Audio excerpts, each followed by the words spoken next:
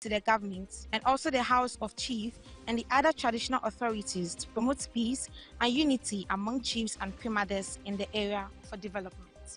Metoto asere se ahemfontem asundue eniwa aban bi obebe bia ne botaye ne enkowie peye yemfa ne se entokwa ewo ya ahemfontem a emmoa makwaye oba ahemen metoto sere se ahemfonyina ma asundue emra omontem omoma enkabomu emra omontem ye ya batan inti yehia asundue. And in the central region, the chief fishermen of Briwa have urgently demanded the construction of a landing site to prevent their canoes from destruction during storms. On Tuesday, February 3, 2026, several canoes were carried away by rough seas during the storm. According to the chief fisherman of Briwa, Nana Kofi Afamwa V, the fishermen in the town are suffering due to the lack of a landing beach.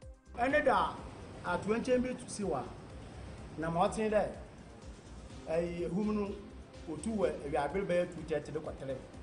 So I am fan Chayasa Papa. Anam Lane sat na yenye bi wo nti. Wa ma ya mani na no it is sincere village. Na bi no cheso nsuno so mfa din seroma anyasoma bi. Na je wadamda na sat na tani na agu da maidna ekwadna amoti commander igwe na mabu mowre wonya ma bi an say village. Nti de mosi ya me na na e na ase dey wosi we abel.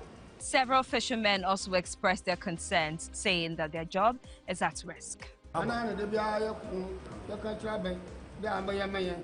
am not going to do the Yamasa do the Manasa Kurano, you do that. Then two from Koyoko, I am back.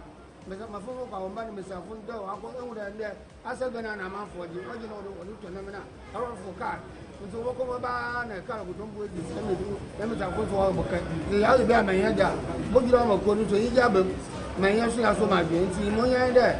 Yeah, boy, but I bet you catch me, Albert. You will tell you to follow about Albert, you will drama Yemen. Yes, you do. You're doing one of what so far, I'm the henna photo of you are a mere picture.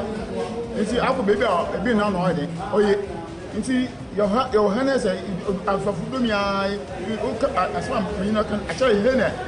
When you know, if you be open and bear a hen open the Java. You see, hey. And I know my be no no yin well do me obi ayafa bi kwata ma bi kwa nti do sare aba oya bi me ban fa me nya so ya challenge ya be na se kula wa me ye dwuma ye no tin se ya ye twa kwa kai na ye kumuri ye meje sapora ye dwuma ye hwa hwe ye bofraba nti saga na bai ya me na adu no mbo he ma de te me asase ya wo ye dwuma me e dwuma kwa ta be fra ye ya wa kai ina mama ko ne se a kai bi no sai ni ko ale se man na me sha ma na ti se ka so no wa ya ti wo mama na wo fa yo wa ku ko da be bo shu ya cha se abu ne ye ma ti e bi na no ye kwa ti ye sabe ambo na ambo boye si sa fufu me ye anam na ko na wa tutu prince wa ma bo ti wa ye fa wa what to Amon? And tell us, soon shall I my friend for every time they could my equation. What to quite Uncle Baby, Sechibia, you what to quite. And now, you begin a circle, a book and coffee. Walk on now, Oko Sekwe, Oko Boli, Oko Kofu. And I am not a for Yabubo, a boko, and tell by a son. I'm a mother, I don't know why I had enough food, well, food and more food. I'm a baby from here. For more stories, log on to metrotvonline.com or follow us on all our socials at Metro TV Ghana.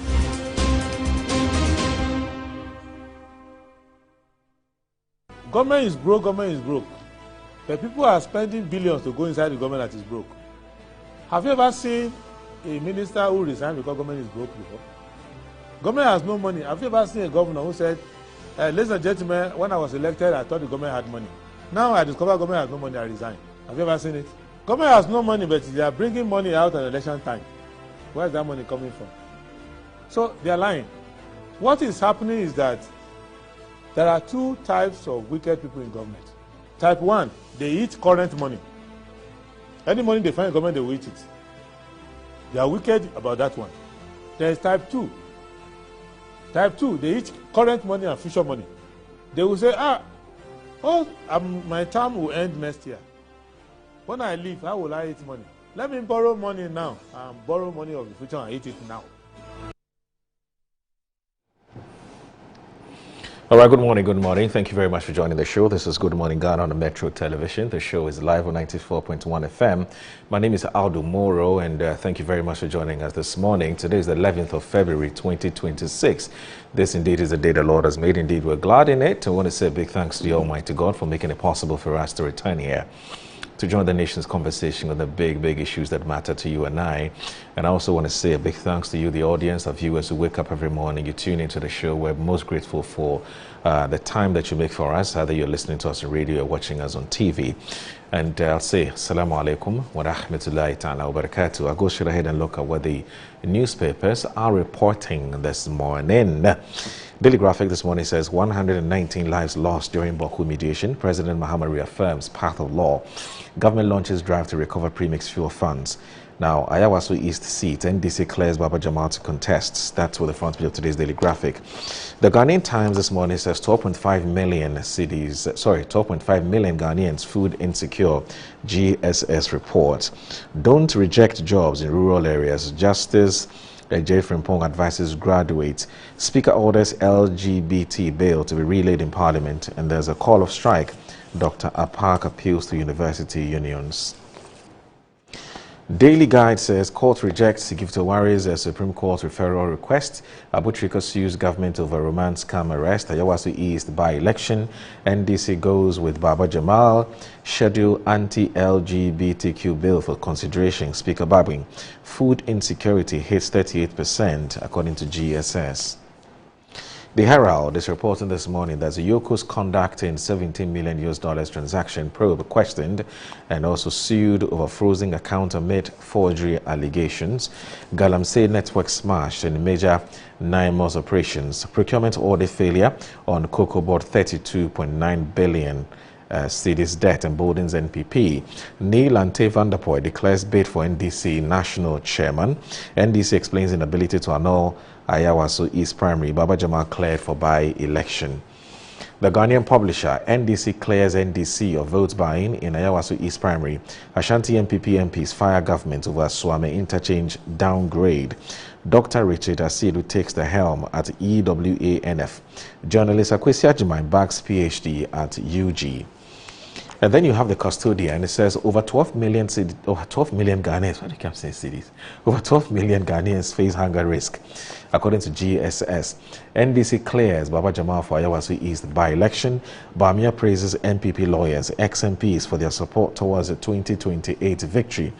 No progress in Ghana's anti-corruption effort, according to TI Ghana. Unpaid cocoa farmers chase government for payment. If you check out the Daily Post for today, you have Cocoa Board Act. So Cocoa Board Act to overhaul funding model Randy Abbey, and as Gold Board CEO honored as best public company CEO at 2025 RTP Awards. Parliament approves 2.9 billion cedis for Ghana Medical Trust Fund. And then you also have the picture of the administrator of the fund, that's Obobia Dako Opoku. Now, if you go online, in fact, before I even go online, let me just look at these other papers which have been sent to me electronically. So the Inquisitor says that attracting membership, NDC starts registration in all constituencies. Swami Assembly to cut sort for projects tomorrow. Sami Jemfi honored as best public company CEO. Cabinet meeting today on Cocoa. Now, MIF 2024 record and a leadership inflection point. Now, this is the Daily Searchlight. I'm now with the Daily Searchlight. It says MIF 2024 record and a leadership inflection point. And then there's NS Chemist launches 40th anniversary with employment creation of over 1,500 Ghanaians. Richard Asidu appointed EWANF President General. Get Fund has promised 1,000 dual desks for Tolon District, Honorable Saidu Brima. And there's Academic City's Wache Packaging Project wins Global Packaging Award. And there's also relief for SHS students and parents. The Crusading Guide this morning is reporting that criminalized intra-party vote buying Occupy Ghana advocates judicial minds under scrutiny as petition pursues psychiatric screening for judges, a petitioner ready to secure funds. NDC committee clears Baba Jamal of Ayawaso East vote buying primary. DBS industry cautions public against dealing with unauthorized persons. Community interference delaying Axim C defense, according to Minister. And Osudoku chief cries for development. Richard Asedo appointed EWANF President General. The Informer. Mahama tackles Cocoa challenges today. Ayawaso East election brouhaha cast first stone if clean majority caucus challenged. Kumasi axle load weighing-in exercise national security linked to extortion. Renaming of KIA family fights back, says or insists Kotoka not a traitor. Inter-party voter bribing. Occupy Ghana backs OSP to exclusively investigate and prosecute offenders. And then you have the Business and Financial Times. 12.5 million persons remain food insecure despite Q3 easing. And there's a food insecure population by year. There's a graph there that you need to look at. It's a very interesting graph. Now, Refugee Board needs deeper resourcing as displacement from Sahel region increases. And then we have the capacity local insurance on mandatory cargo coverage. OSP saves nation 5.7 billion CDs. Let me go online and check out what the online portals are also reporting this morning. So if you check out the City Newsroom, now the City Newsroom has these stories. New VAT regime will not increase consumer prices, according to GRA. Now, targeted interventions, jobs and education key to reversing food insecurity. BOG inaugurates committee to oversee listing of banks on the Ghana Stock Exchange with the GSE. My Joe Online says $185 million unpaid. LBC say Cocoa Board owes them for 2 seasons. The CSOs have lost their moral voice. Johnny Waters into Galamsey noise. Let's now go to Ghana Web and check out what's there. Ghana Web this morning is reporting that journalist drags charge to call demands probe into Ahia for Randiabi Agalga others. Alabaster Box provides updates on legal battle with medical over Akwaba sample. And then your favorite, my favorite, Metro TV Online.com says the business dream shattered as contractor allegedly boats with 100,000 cedis. And there's Fatawi Saku hits 8th championship goal in thrilling 4-3 defeat to Southampton. And there's a new job in Municipal Police Command crackdown on prostitution and human trafficking. All right, so that's it for the papers and the online review. Please stay with us. It's a Good Morning Ghana. And I have a big interview coming up. It's about crop planting and tree crops, and planting. Please stay with us. Don't go anywhere.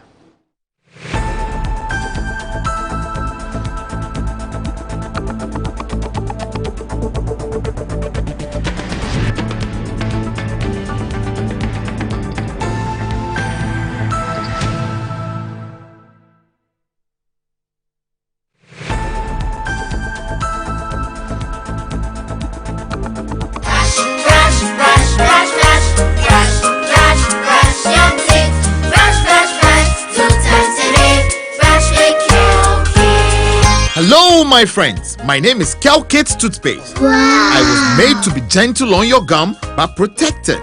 I will protect your teeth from cavity, make your teeth whiter, stronger, keep your mouth fresh all day. And best of all, I'm strawberry flavored.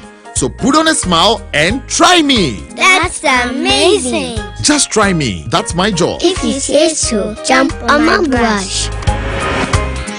Makes your teeth stronger, chicky whiter, chicky stronger. Yay! You did it! I'm glad you like your new toothpaste. Don't forget to brush both day and night. Calcates.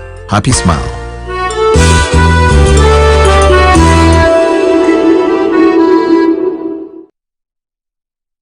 Yes, next. Hey, Nadia Benson, Asamo. Me didn't tum. Mr. Friend Calico, just call me cockroach. Now, Mr. Friend, me once now. Hey, that's you. Improve car. Yeah. Captain Mosquito, double the accent.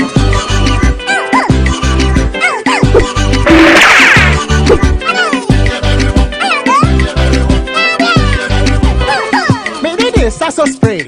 ne saso kwel. Ye kutu masa sase ni onya.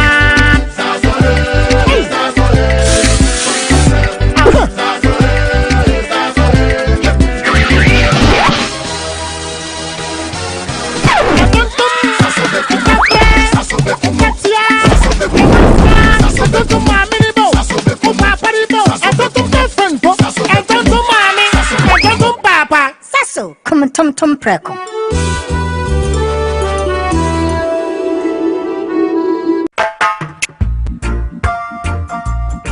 Ante saba, ewo mo body ni ma, enke kwana mo ba. Oh, ko se, ena me di asemesi o.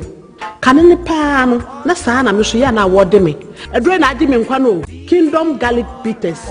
No, mo benefit him. Me benefit why? Oso ko to de. Abrewa, this mama abrante me shuve. Wonante kakra na wabre. Nom Kingdom Garlic Bitters ene ne capsules. Ne nya hoden abre bia. Kingdom Garlic Bitters ene ne capsules.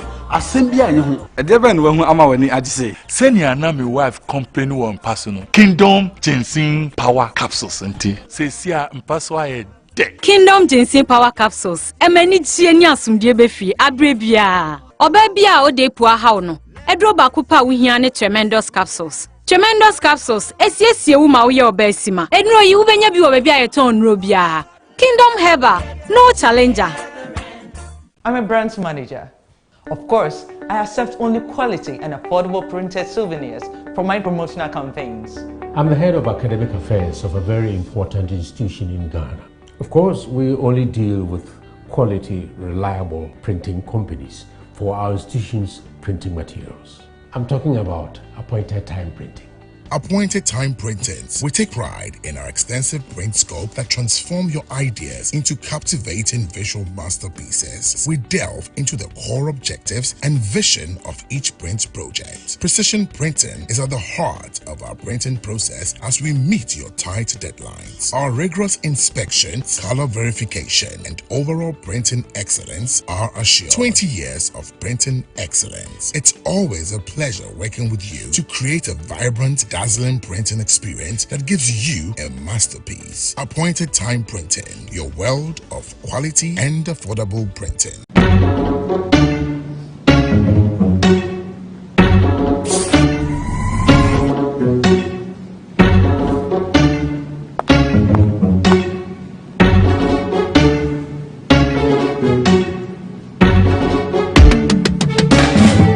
It's time to believe in you. We are changing, so should you. If you're dreaming, don't be afraid. And in the valleys, keep your head up high. Dare to dream with Puma drinks. Puma, yeah. Believe it, you can achieve. Oh yeah, clap your hands for the whole new vibe. Make we start the bliss. Oh yeah, come alive. Let me hear you.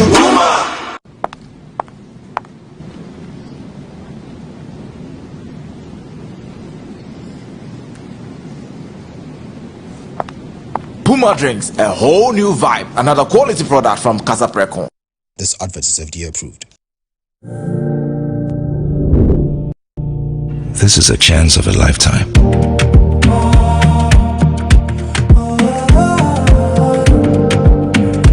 My opportunity.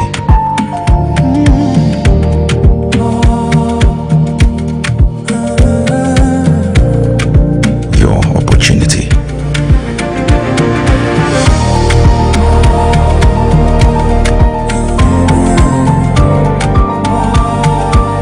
Let's build Ghana together. Come on, let's go.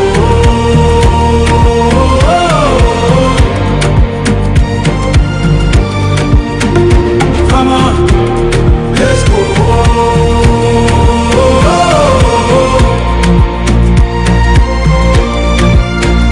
Come on, let's go.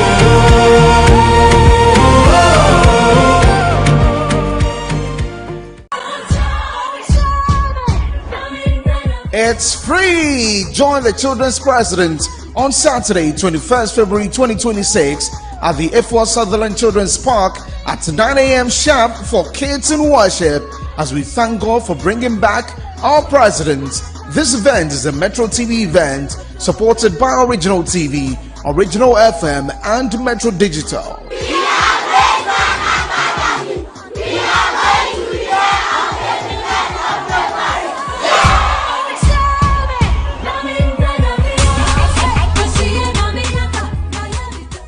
Up Santa Claus and stand up to your honor. Those who have gilded the school with their fame. Our alma mater, a blessing upon her. They that remember the strength of their name. Others have labored and we share their glory. As to do exploit and add to their gain. Those who come after will take up a story, may be worthy of singing again. Play up, more join me, play up Santa Claus. So we go play up and play the game. Give nothing but your best and never think of rest. Play up for the school's great name. Play up Santa Claus. So we go play up and play the game. Give nothing but your best and never think of rest. Play up for the school's great name. Thank you. Provide 540 cubic meters of water to over 5,000 students and non-teaching staff on campus. Because you know Cape Coast, back then, water has been a challenge in Cape Coast. So based on the advice from the Global Executive Council of Outside Boys, they decided that no, this is the project we want your year group to do. And we wanted a cheaper one, but they told us no, this is the necessity the school really has to take up. So that's the project we are doing. And so we are expected to execute it and hand it over to the school next year, March. And because 25 years after you are out of school, then you are customarily mandated to undertake a legacy project. Because oftentimes these legacy projects are...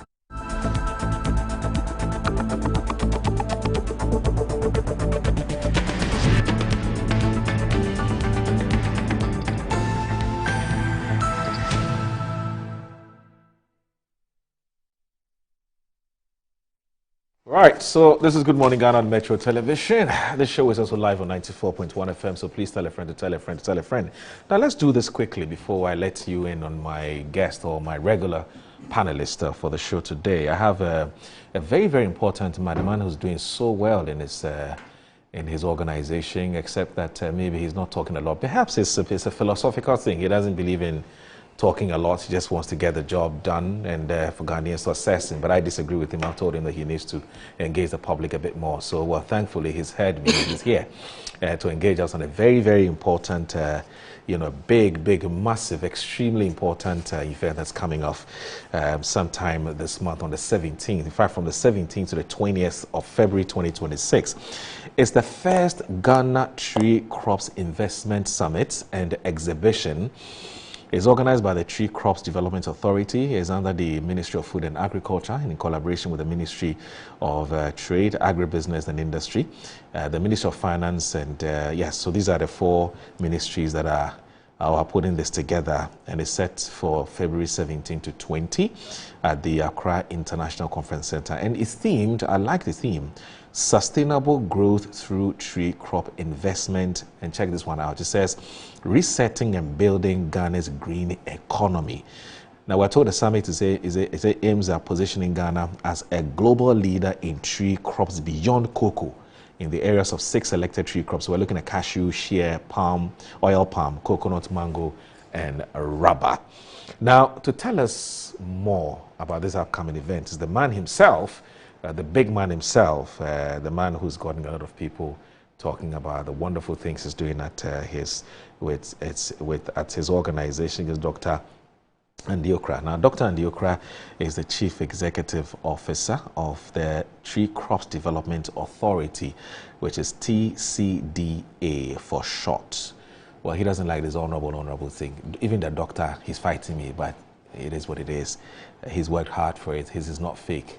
Proper doctor. So let's give it to him. Doc, good to see you. Good to see you. How are you? Long time. Long time. Yes, finally. yes. I was one of those who was excited when I heard about your appointment, you know. because I knew that you had the competence and the right attitude to do it. So I wasn't surprised at all. So let me use this occasion to congratulate you for this appointment. And I've also monitored a few media engagements that you've done. And I think that you have really communicated well. First of all, what your mandate is, some of the things you've been doing, you know, the state in which you inherited the organization, and some of the fantastic ideas that you have lined up to do. So yes, once again, let me say a big thanks for making time to join us this morning. Thank you. All right then. So first of all, let me tell us a bit more about your organization. I mean, I don't think that many people know about the Tree Crops Development Authority. I mean, walk us through what your mandate is. Thank you very much. I call you the maestro. Sitting here. Medase For the opportunity to be here this morning. All right. And greet all your viewers. And I'm also very happy on Good Morning Ghana show. Right. And I could see Uncle Kwesi here. Yes. We are learning from Uncle Kwesi and all those how they You know, they founded the show, so he can't go. Yes, so I'm happy to see him founded here. the show. This is his baby. It's inspiration. Yes. And then having said that, when you are congratulating me, I won't take it because I give everything back to His Excellency John Dramani Mahama, the visionary leader, for seeing what we have and also bringing on board, be part of the team. So thank you very much. Good morning, Your Excellency, and good morning, Madam, and then good morning to the National Chairman and then our Chief of Staff and all the leadership. Once I'm here, this is the first time being here, so greetings to everybody and the leadership of the Metro TV and the Chairman, Jospon himself. I'm grateful. Having said that, Moro, this is one of the strategic authorities that Ghanaians set it up. Why? Yes, in the sense that this authority is responsible for developing, promoting, and regulating 6 strategic crops. Okay. I.e., cashew, coconut, oil palm, rubber, mango, and shea. Okay. And before that, our strength is, or was, and still is, on cocoa. Right. So Ghanaian decided to diversify the economy and set up an authority like this, which also be responsible for developing, regulating, and promoting the 6 crops. When we were in school those days, remember, these were called cash crops. Right. And it's truly cash crop. And it was set by Act of Parliament 1010-2019. That's the act that set us up. And it was operationalized by an LI 2471, 2023. And the authority was set up in 2020 to focus on this. And as you know, since President Mahama came, we were not, myself, when I was appointed, I didn't know what that thing was. And it's strange, anywhere I go and you do that assessment. Meanwhile, the potential it is that Ghana and Ghanaians were going to depend on this for the economy. So we needed to really accelerate everything. And that is what our visionary leader also says, that he's using agriculture to transform the economy. And this is one of the key sectors that he focuses on. So not that we didn't want media, but that we needed to walk the talk, get to the grounds and get the nitty-gritties done and make sure we are solid on the ground before we do that. So if we talk about CDA or tree crops, we are responsible for making sure that cashew is regulated and developed and promoted. Coconut, same. Oil palm, rubber, and then mango and shea. That is our mandate. And we are responsible for making sure that it comes to add up to the economy of this country. And I can tell you, well, if we invest in this properly and give the necessary focus, the struggle we're having in cocoa won't have. And that's the vision, that we want to be a global leader beyond cocoa. Right. Now, how special are these crops? I mean, one of the reasons why the world likes our cocoa is not just because it's cocoa, because it's premium. It's unique. It's great. I mean, can we say same about these crops that you intend to develop? Now, really? Talk of cashew. Okay. Cashew, all the cashew you see here, the volumes of tons that goes outside Ghana to Vietnam and India and the rest of the world, you don't have any idea. Wow. India and Vietnam, they depend on cashew. It's here locally that we don't use. India depends on cashew. And we have open cashew in that, season now. Go and see those who are coming to take our raw material out because they depend largely on that. The same thing. Coconut, it's not even here.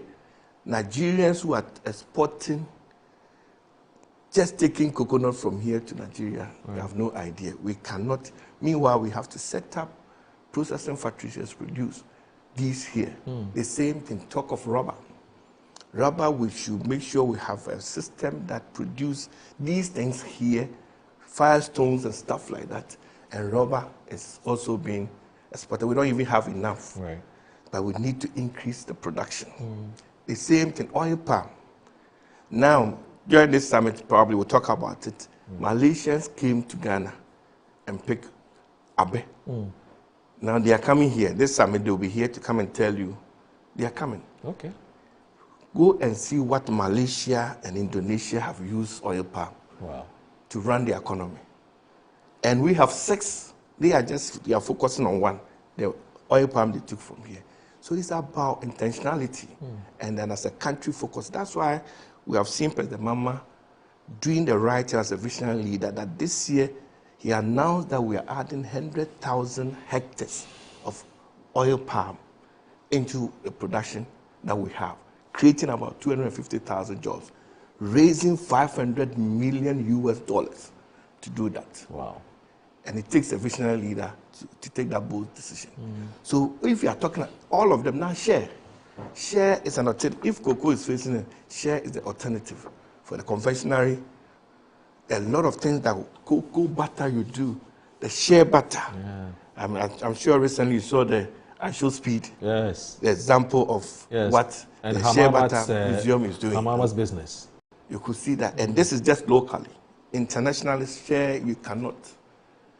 Go to Denmark, what they are using, share. So can't we have a focus and process them here in Ghana to add value and add forest? And that is what the framers taught, and we think that. So we have to be passionate about it and bring it to the level. What has been some of the success stories?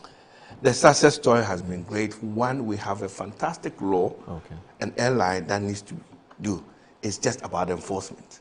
And as we are all know and we are used to, that Ghana, good policies and good laws and stuff like that, but implementation is the issue. So we have come that as for enforcement and regulating the system, we will not compromise.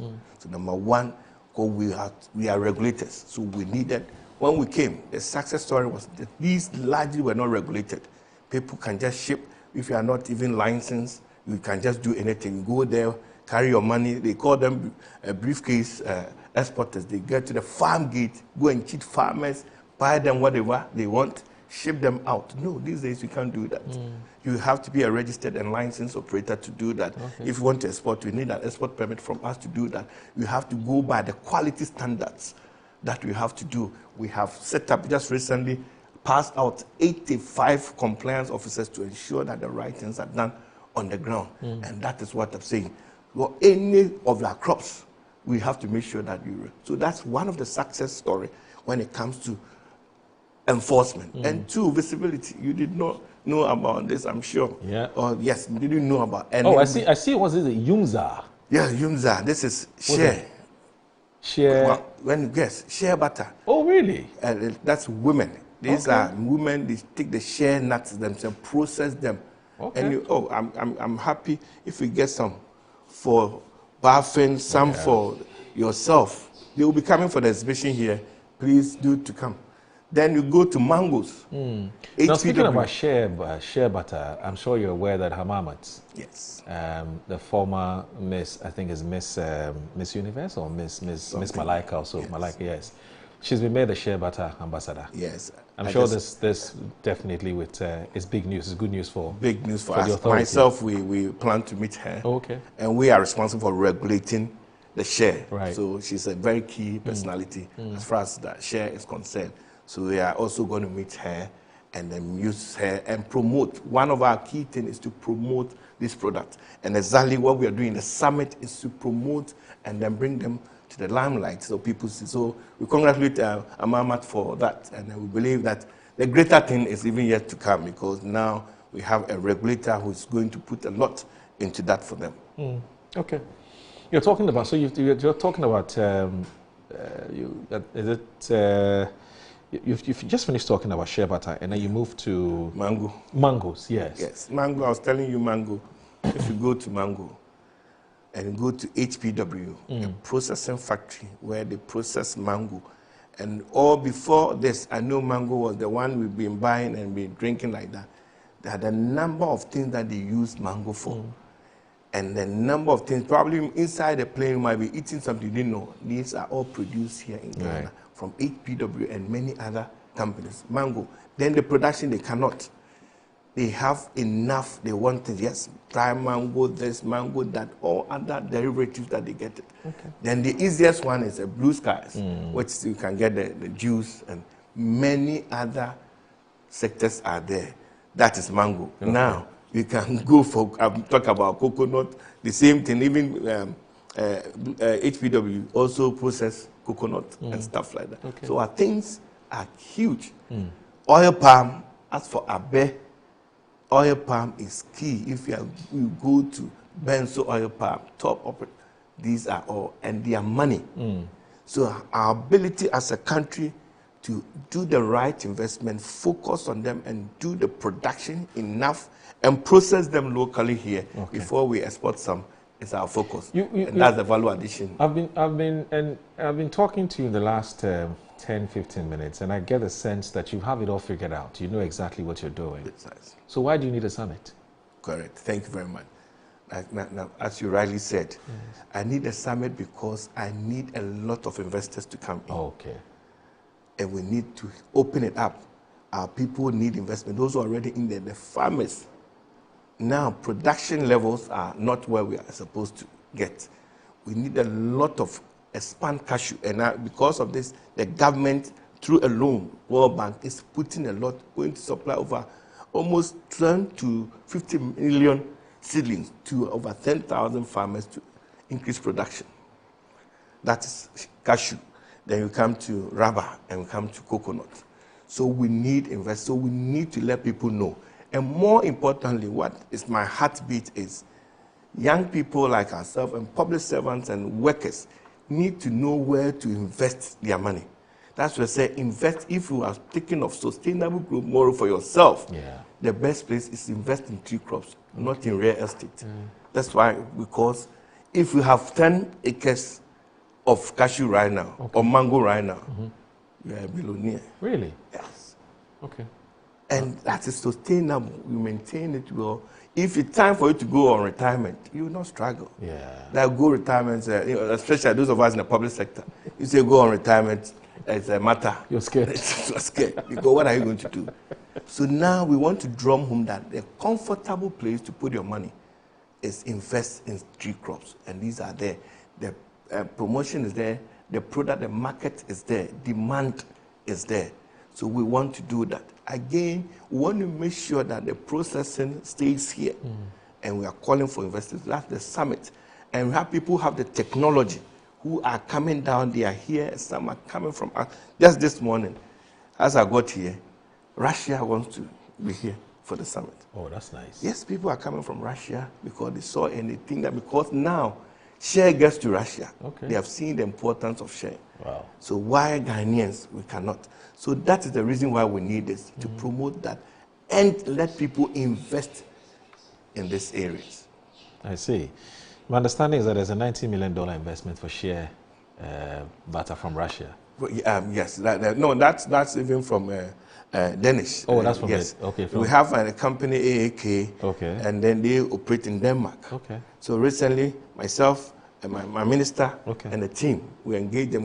We set up an MOU. They want to set up. They are exporting from here. But we've indicated that export of raw materials is going to end. It has.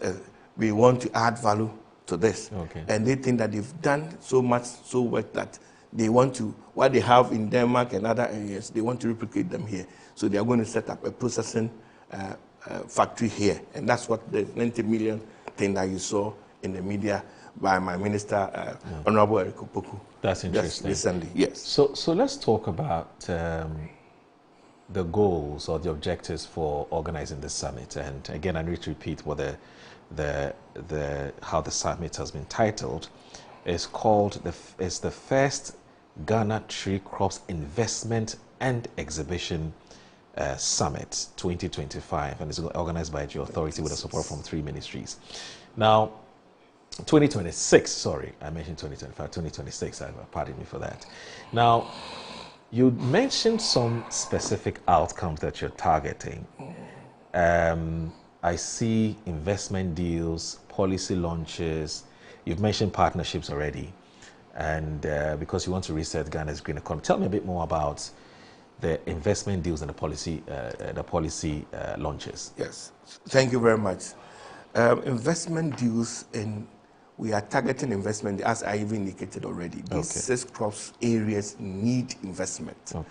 That we need more of people going into the production. That means the farming itself.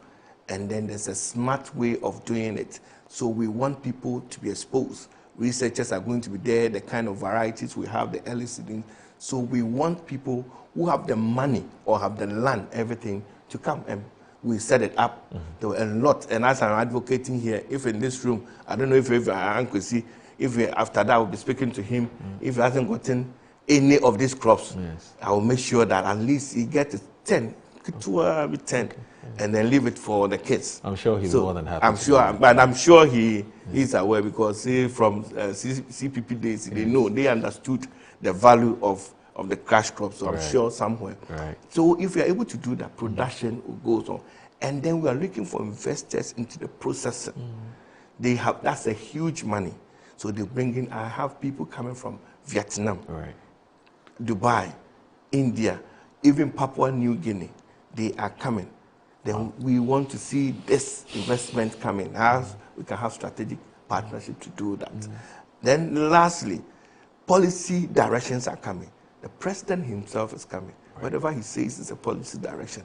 The ministers of agriculture is coming. Whatever is the minister for trade and agriculture is also in there. The finance minister and Otumfuo himself, who is a tree crop farmer. He has a mango farm and a processing. And he's come to share this too. So you will learn and leverage on some of these things. So that is what we are expecting at the end of the day. And there are certain state institutions that they have land that they don't know what to use. Tree crop, one of the initiatives we are bringing in, we are setting up 16,000 hectares of tree crops enclaves in all the 16 regions. We want to at least plant 1,000 each of the crops relative to the jurisdiction. So we need investors. We need people who come with their lands. We need people who come with their money, who will come with technology to partner. So that at the end of the day, we have 16,000 hectares added to what we have. That is another green field for all of us. So these are some of the reasons why. Whilst you're talking, one of the things that came to mind, I said, well, Ghana is blessed. Entirely. Ghana is blessed because we have all these natural resources. Yes. But let's talk about there's I've got three more questions for you before you take leave of us. You're a very busy man. Let's talk about so why should I participate in this event? Good. I think it's very simple. One, we are doing it for you free of charge. So nothing should stop you. Two, we are thinking about your future, and your future is Ghana's future. Because if you are being exposed, if you are given, for lack of knowledge, my people perish. That's why a lot of people are not aware. I've seen, ever since I joined, I've seen people who are now rushing. There are some big guys here. Now, when I talk to them, they are now rushing to this area. So why you have to come is you have to come and be enlightened about this sector if you are not there already. If you are there already, come and have strategic partnerships. We're going to share, as I indicated, knowledge, smart ways of doing it. Experienced people are going to there. If I have to run you the details, number one, because we are going to have high-level panel expert sections on the value chain, each one by each one. Each day we take 2 of the crops, and expert will take you through, and everything that you want to do. The Tree Crop Development Authority is a one-stop shop that anything you want to do with it, we can do that. So there's a reason why you have to come there. Who knows? We have invited financial institutions. World Bank is our partner. We have Exim Bank and many others who are partners. Who knows that you are looking for funding and you can access some of these things. Because the afternoon session is investment forum. Okay. And these people are there. So there's every reason why you have to be there. If you need jobs and want to create jobs, there's an opportunity for you. You don't need to be carrying your CVs, going around looking for jobs. Come and be. You mean the jobs are right there? The jobs are right there. Yeah. You just need some of them. That's why I say we are calling the green economy. This is green. You are just going to plant these crops. You green. Again, you can also take advantage of climate smart funding. Okay. It's a huge thing, Moro. I can assure you, people are not aware, and we need to expose them to. How do I participate? It's very simple. Number one, I've indicated that it's free, but you need to register. Okay. In a sense, it's a high-profile meeting, so we want you to register. And it's simple. The details are there. You just click on the link, you register, and then your data is there. When you get there, they just enter your details. It comes up. They give you your car and your registration. Then you enter because of the high profile people coming there. If you don't register and you get there, you might probably get a chance, but we will serve those who have registered first. And if it's full, it's full. We have the Accra International Conference Center, and you can do that. So it's simple. If we also want to exhibit, because the exhibition is a different kind of exhibition. We are going to exhibit our value chain, right from nursery through the aggregation to trading to export to final processing and refinery. You see all the process live. The items you will bring there. So we'll see them through the 6 value chains. We are going to let you know so that you can appreciate the whole thing before you take any decision to join or invest in. And if you have any other thing, we are also opening it up for people who have other wares and other businesses to also come to take a booth and exhibit and expose your wares or your services to the entire world. Okay. Quite clearly, I see that you want to partner some of these SMEs and things for them to get them to exhibit what they have. How is that going? How's the feedback? Yes. How's the response been? Yes, it's going well. Okay. First, we thought we are not even going to open up because of the space, but now we have to let them in. So all SMEs who are interested, please take the number and call and pick your book. We have limited space for the exhibition for SMEs, but again, we can't do this without them. So SMEs, we have given a lot of the limited booths to SMEs. You need to call the number and then fill the forms, and quickly you are assigned a booth so that we can all be there to also, whilst you are listening to the information, you are also showcasing your business to the world. Finally, you talked about compliance, and I've actually learned that you passed out your first 85 cohorts. 85 cohort of 85 compliance and enforcement officers to streamline the tree crop sector. Big congratulations on that. So have they Yes. they've gone to work? Yes, we deployed them. You deployed them even already? Monday, Tuesday, you see them. We deployed them that they are going to these areas. Okay. And as I indicated, more this is very key because they are not just coming to intimidate anyone, but ensuring that the right things are done. If you are not a registered and licensed operator, we just need to take advantage to register. It doesn't take anything. I mean, that's what you can see. A Greek minister. A Greek minister passing them out. If you are not proper, where you are not supposed to work, you don't need the kind of warehouse you need to get, the kind of branding, putting things in a branded sack of TCDA. We are checking all, we'll be on the road checking the conveyance. You can't just move our product from anywhere to anywhere. You need to have a conveyance certificate. That is a decent business. So it's quite doing well, and I pray that this is just the first cohort. Yes, because we cannot use this 85 to even to cover all the areas, and it's going very well. I'm sure the second one will come. All right. Good job. Lastly, yes. There's another one. You didn't mention that there's the first of its kind too. Ghana's first tree crop excellence awards. So when we start on Monday, Tuesday, the second day after treating all the value chains, the fourth day is the 20th. We treat rubber and mango. And after that, in the evening, we have the gala night. And that is the first Ghana Excellence Award. Right. And that's what we are going to appreciate Okay. our valuing actors. Doc, Thank we're you. so grateful that you made time to join us. It's been wonderful talking to you, and congratulations once again. And we can only wish you well. But I'll be there. Thank you. I want to see things for myself. Thanks. Have a good day. So thank you so very much. Great. That's Dr. Andy Osei Okra, who is the Chief Executive Officer of the Tree Crop Development Authority, joining us this morning for just a quick announcement on some upcoming events. Now stay with us. This is Good Morning Ghana. Please don't go anywhere.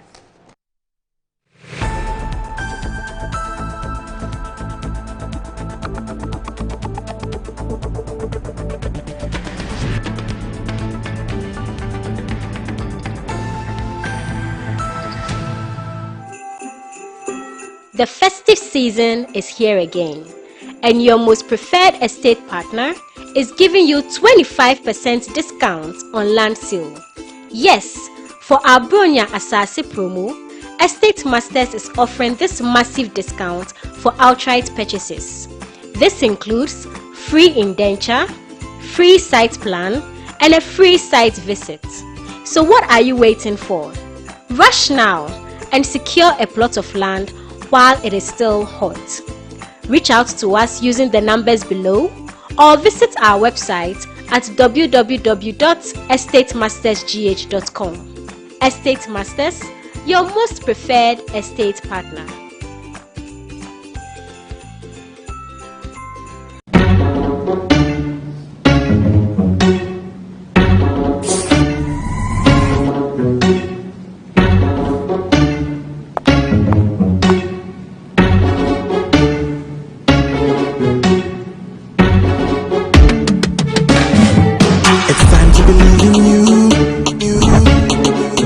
Changing, so should you.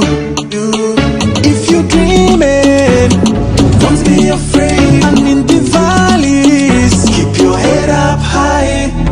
Dare to dream with Puma drinks. Puma, Puma. Yeah, believe it, you can achieve. Puma, Puma. Oh yeah, clap your hands for the whole new vibe. Make we set the Puma. Oh yeah, come alive. Puma, Puma. Let me hear you. Puma.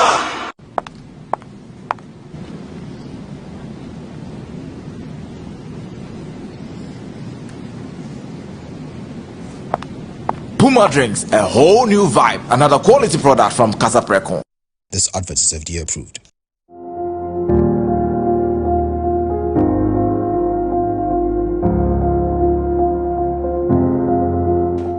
Zoomlion Private Services Limited, your waste management expert.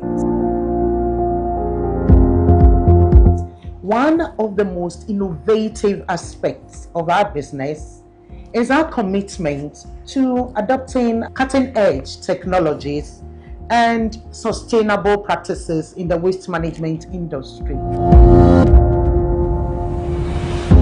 We have invested in modern waste collection trucks, digital payment systems. We have also implemented efficient waste segregation systems and also developed strategic partnerships with our various stakeholders in the waste management value chain.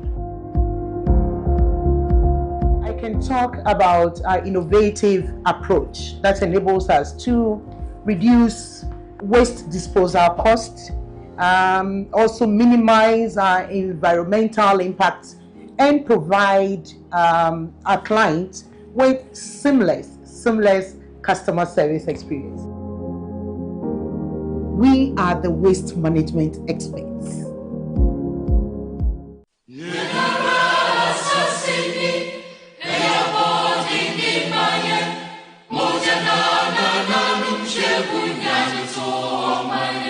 Oh yeah, Ghana is opening a new chapter in green growth and investments. Tree Crops Development Authority, TCDA, presents the first Ghana Tree Crops Investment Summit and the first Tree Crops Industry Awards 2026. The 4-day event runs from the 17th of February to the 20th of February 2026 at the Accra International Conference Center. Morning sessions start at 8 a.m. and afternoon sessions start at 1 p.m. daily. Theme: Sustainable Growth through Tree Crops Investment, Resetting and Building Ghana's Ghana's green economy. The summit brings investors, policymakers, agribusiness leaders, entrepreneurs from cashew, coconut, oil palm, rubber, mango to share from all over the world to connect. Climaxing the summit will be a special gala night and first Tree Crops Award ceremony. For exhibition, sponsorship and registration, contact us on 0303 981 790. Visit our website at tcda.gov.gh or connect with us via our social media platforms at TCDA Ghana. Registration is required to invest in Ghana. Grow tree crops. The future is green. Be part of it. Seacoms beyond cocoa. Our Seacoms, our future. Come one, come all.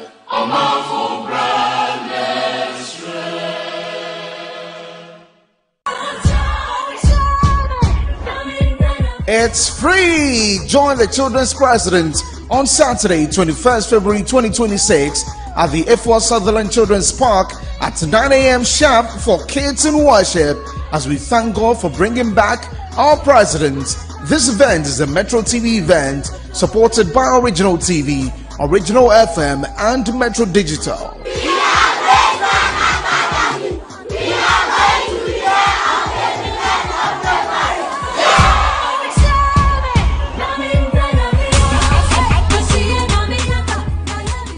Our school is built on a hill. People so motto. We are always victorious, 'cause we work in God's way. Oh, Hebrew girls. Oh, Hebrew girls.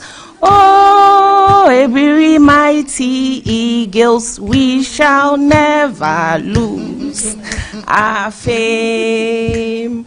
Oh, every girls. Oh, every girls.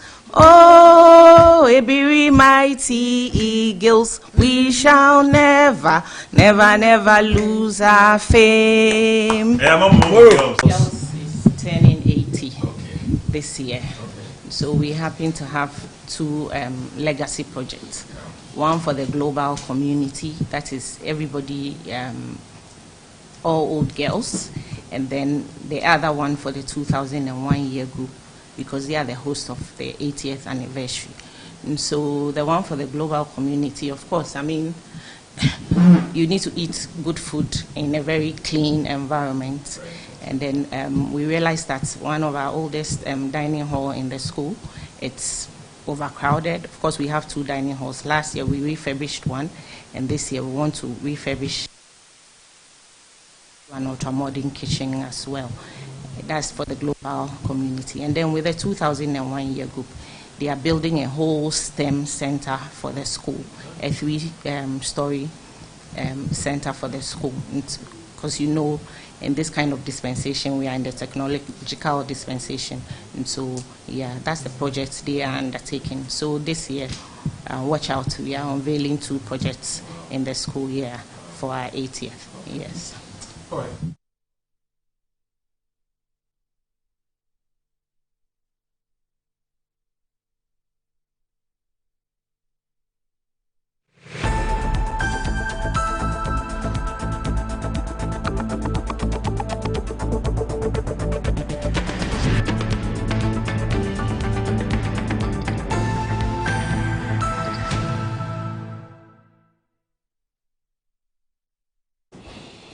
All right, you're watching Good Morning Ghana on Metro Television. The show is also live on 94.1 FM. It's time for us to kickstart our main conversations for the day. My guests are already seated here.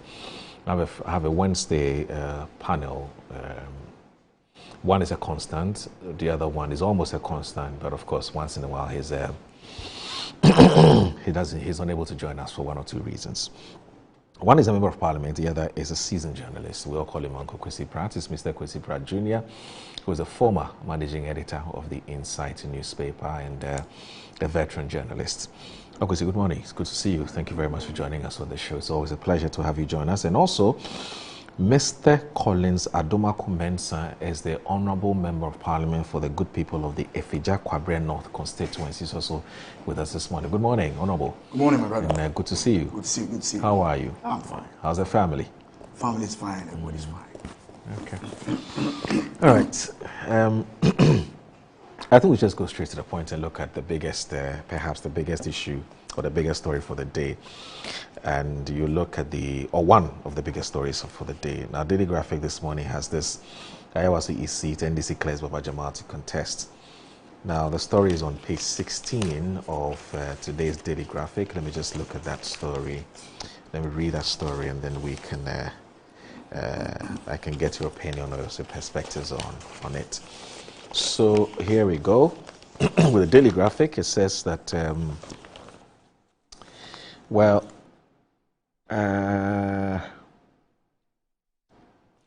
okay, so I think the Daily Graphic has missed something, because it says continue from page 13.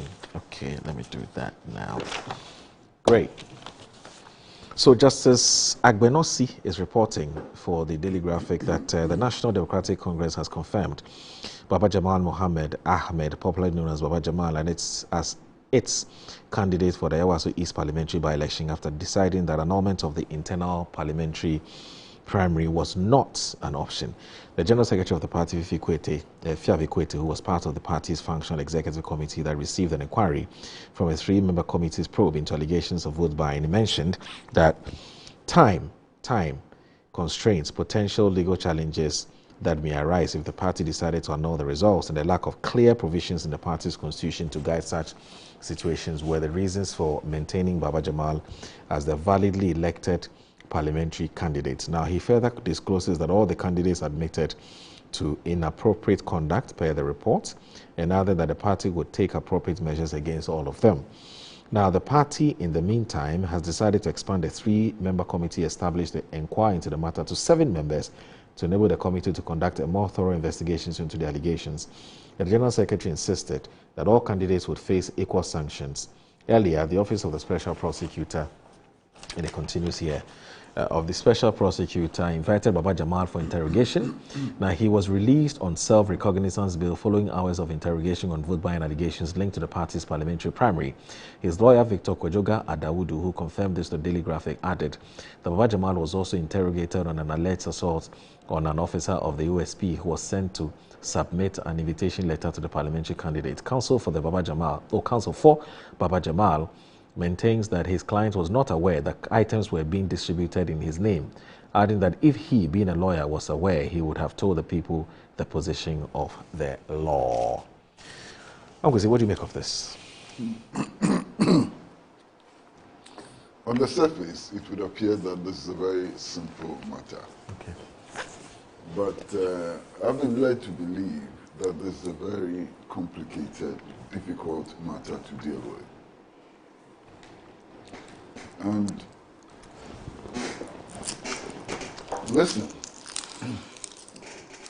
I've seen the report of the Inusa Fuseni committee, and the report is damning. In fact, this morning... You mean the Totobi Kwashi report?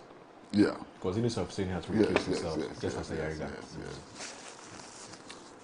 This morning, I heard Inusa Fuseni on radio speaking to the report, and what he said was mind-boggling. One, he admits that there have been infractions of the Constitution. The Constitution was violated. He goes on to say that what happened also contravenes the constitutional instrument guiding the conduct of such elections. And then he insists that what happened is not in sync with the philosophical outlook of the party, right, and so on. Now, if what happened is in clear violation of the law, then it is very risky putting up a candidate for this by-election, because even after the election, the results can be challenged on the basis that the primaries were, a violation of law. You understand? So that risk is there. But then there's another risk. The contestants in the elections are required to file nominations by tomorrow. Okay. So if the NDC were to annul the election results, it would be impossible to hold another primary and to file a candidate to contest the elections tomorrow, as is required by law.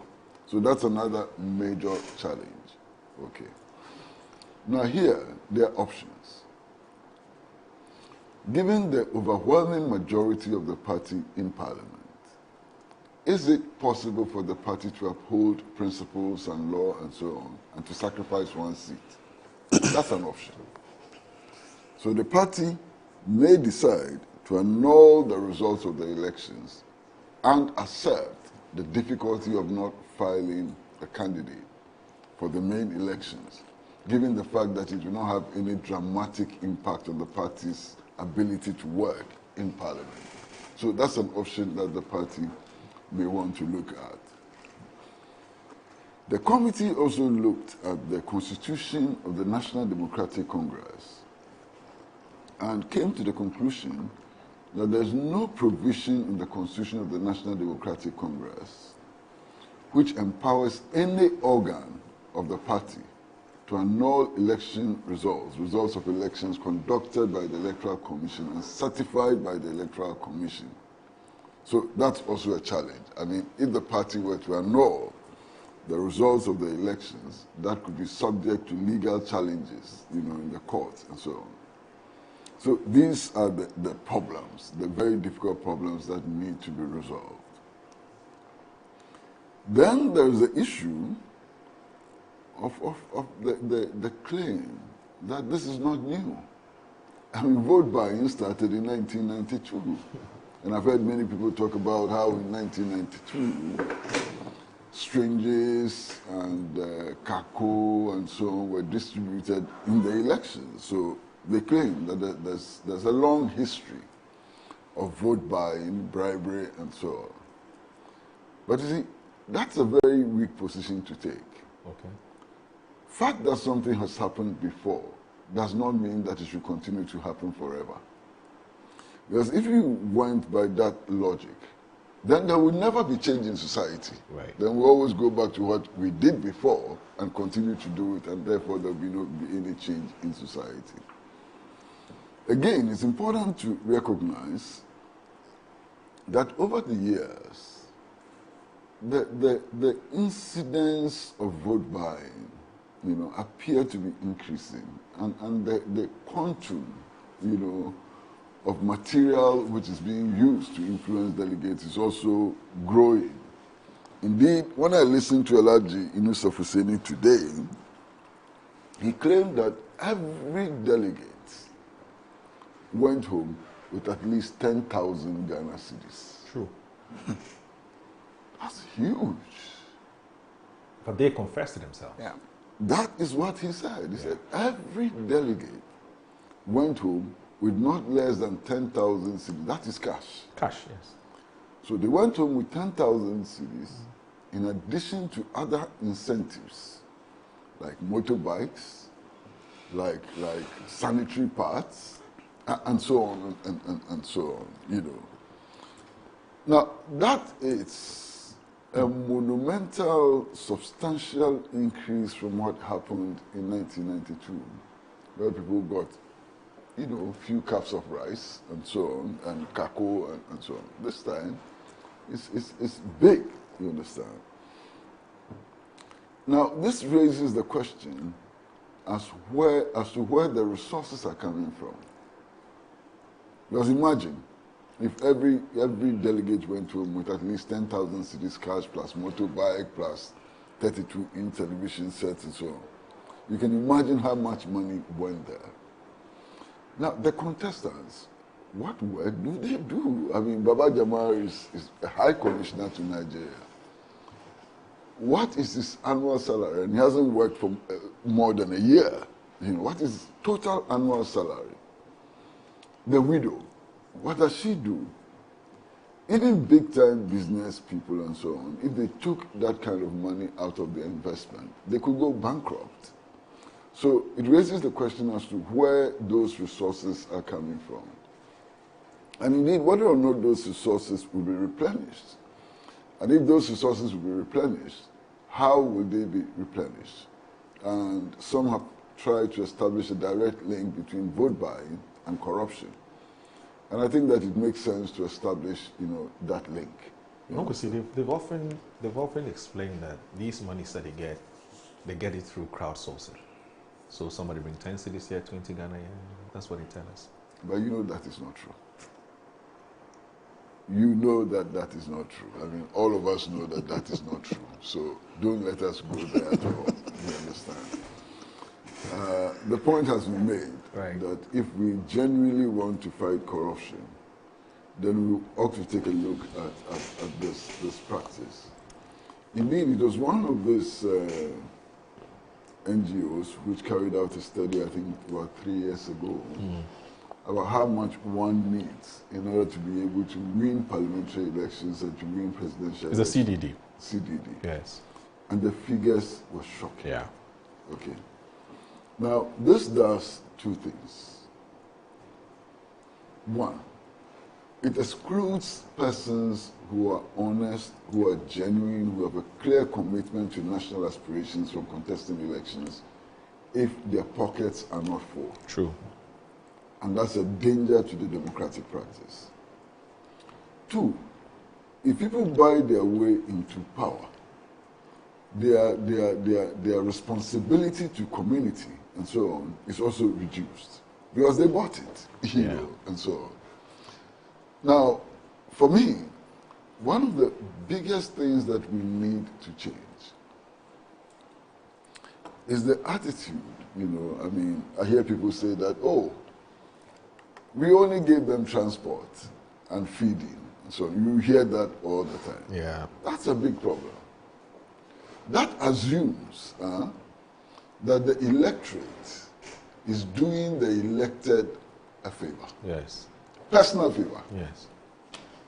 It removes the essence of community engagement and community commitment and so on completely from the electoral process. True. You are helping the candidate, so he has to pay for the help that you give him. You understand? Yes. In which case, we cannot complain when our elected representatives fail to commit to community aspirations. You understand? And that's a very bad argument. I mean, yesterday I heard somebody, a very prominent politician, say that, if the delegates had been given 500 cedis for their transport, there would be nothing wrong with it because that's what they all do. And I said, 500 cedis for transport in the Ayawasu East constituency. How is that? Were they going to the polling stations by chartered aircraft? Ayawasu East constituency, Ayawasu East constituency. Walking distance to the polling center. You don't even need a 500 car. cedis is as if they were going to the polling stations by chartered aircraft. You understand? So it is bad, and it has to stop. But you see, there's another dimension which is interesting. In 1996, I contested elections. And on my campaign, I met a woman who demanded 5 cedis then for herself and 5 cedis each for her 3 children and husband. And I said, Madam, why? You are not voting for me, you are voting for yourself. You understand? You should think about the conditions in the constituency as well. And he said, look, that's what everybody has told us in the past. Thank you. They get elected, they don't deliver anything. Yes. If I take 5 cedis from you now, at least I've gotten something. Yes. Something is in my hand and so on. It does appear to make some sense. And I'm choosing my words very carefully. It does appear to make some sense. But you see, if you look at it from the point of view that that is a process of handing over your destiny to somebody for 4 years, then if you're going to charge for that, should it be 5 cedis? You understand? It's a whole process of handing over your destiny. This guy, this lady is likely to go into parliament and make laws that regulate your life, your complete life. And you think that by getting 50 cedis or so, you are fine, because at least you've gotten something in hand. So you've got to think about these things and so on. Now, the claim also that it has always happened is true. The levels may be different, but it's been with us for a very long time, at least since 1992. The problem is that it is becoming acceptable. It is becoming the norm. And the problem is that it's growing. It's growing, you understand? And before, it was hidden. People gave monies, people gave television sets and so on, but they hid it. They didn't want it to be known. Now it's being done in our face. It's brazen. It's shocking. Yeah. I mean, I saw videos, I'm sure all of you saw those videos, of motorbikes being unpacked in their hundreds, yes. openly. Yes. At a place that I originally thought was a polling station. Yeah. But when I listened to Inusa Fuseni today, he made the point that nothing happened at the polling stations. But it was brazen. I mean, they were videoing it and posting it on social media. In the MPP presidential primaries, you saw the videos of delegates openly, they were not hiding, saying that they were waiting for their monies to decide who to vote for. You saw those videos. Yeah. It was not hidden. It's brazen. It's done in our face, and that's a problem. Okay, that's a big problem. Now, there's been a lot of commendation for President John Dramani Mahama for his decision to recall Baba Jamal as High Commissioner of Ghana to Nigeria. But questions are being raised. That some say the action came too late. And that in any case, at the time that he was recalled, having won an election, he was not going to go back to Nigeria anyway. Yeah. So it came too late and didn't make the necessary impact. But I've heard others say that even if it came too late, it is interesting that something has been done. I would want to see us move beyond the cosmetics and take substantial action. You understand? And Moro, let me veer off into this arena, which is not a very safe arena. But if we come and sit here in the morning, we have to do things which may not be pleasant. As we sit here, all of us know that there is some haggling among some prominent citizens or some prominent members of the National Democratic Congress to become the flag bearer of the party in 2028. That's a fact. It's a fact. Yes, it's a fact. It's happening. Are we going to deny that we don't know what they are doing? And we see, what are they doing? Well, they are buying influence. Yeah. Clear. Is anybody going to deny that? Okay? They are brazenly, while serving in government position today, as ministers and so on, brazenly declaring their intention to contest. They've set up groups which are going around canvassing for votes and so on. We know that. They're on the ground. They're on the ground. We know that. Why are we not, I'm not included, why is the government not taking action today to stop this madness from continuing? That's absolute madness. You are a minister. You want to contest for presidential candidature in the future. You've declared it now, and you are still a minister. Obviously, everything you do as a minister will be skewed towards giving you advantage.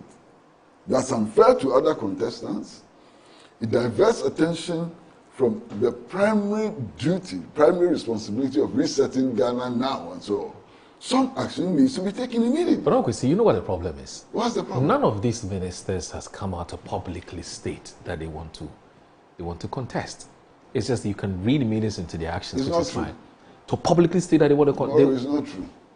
When a minister is interviewed, yeah, and he's asked, "Oh, we've heard that you are interested in contesting the elections as flag bearer and so on."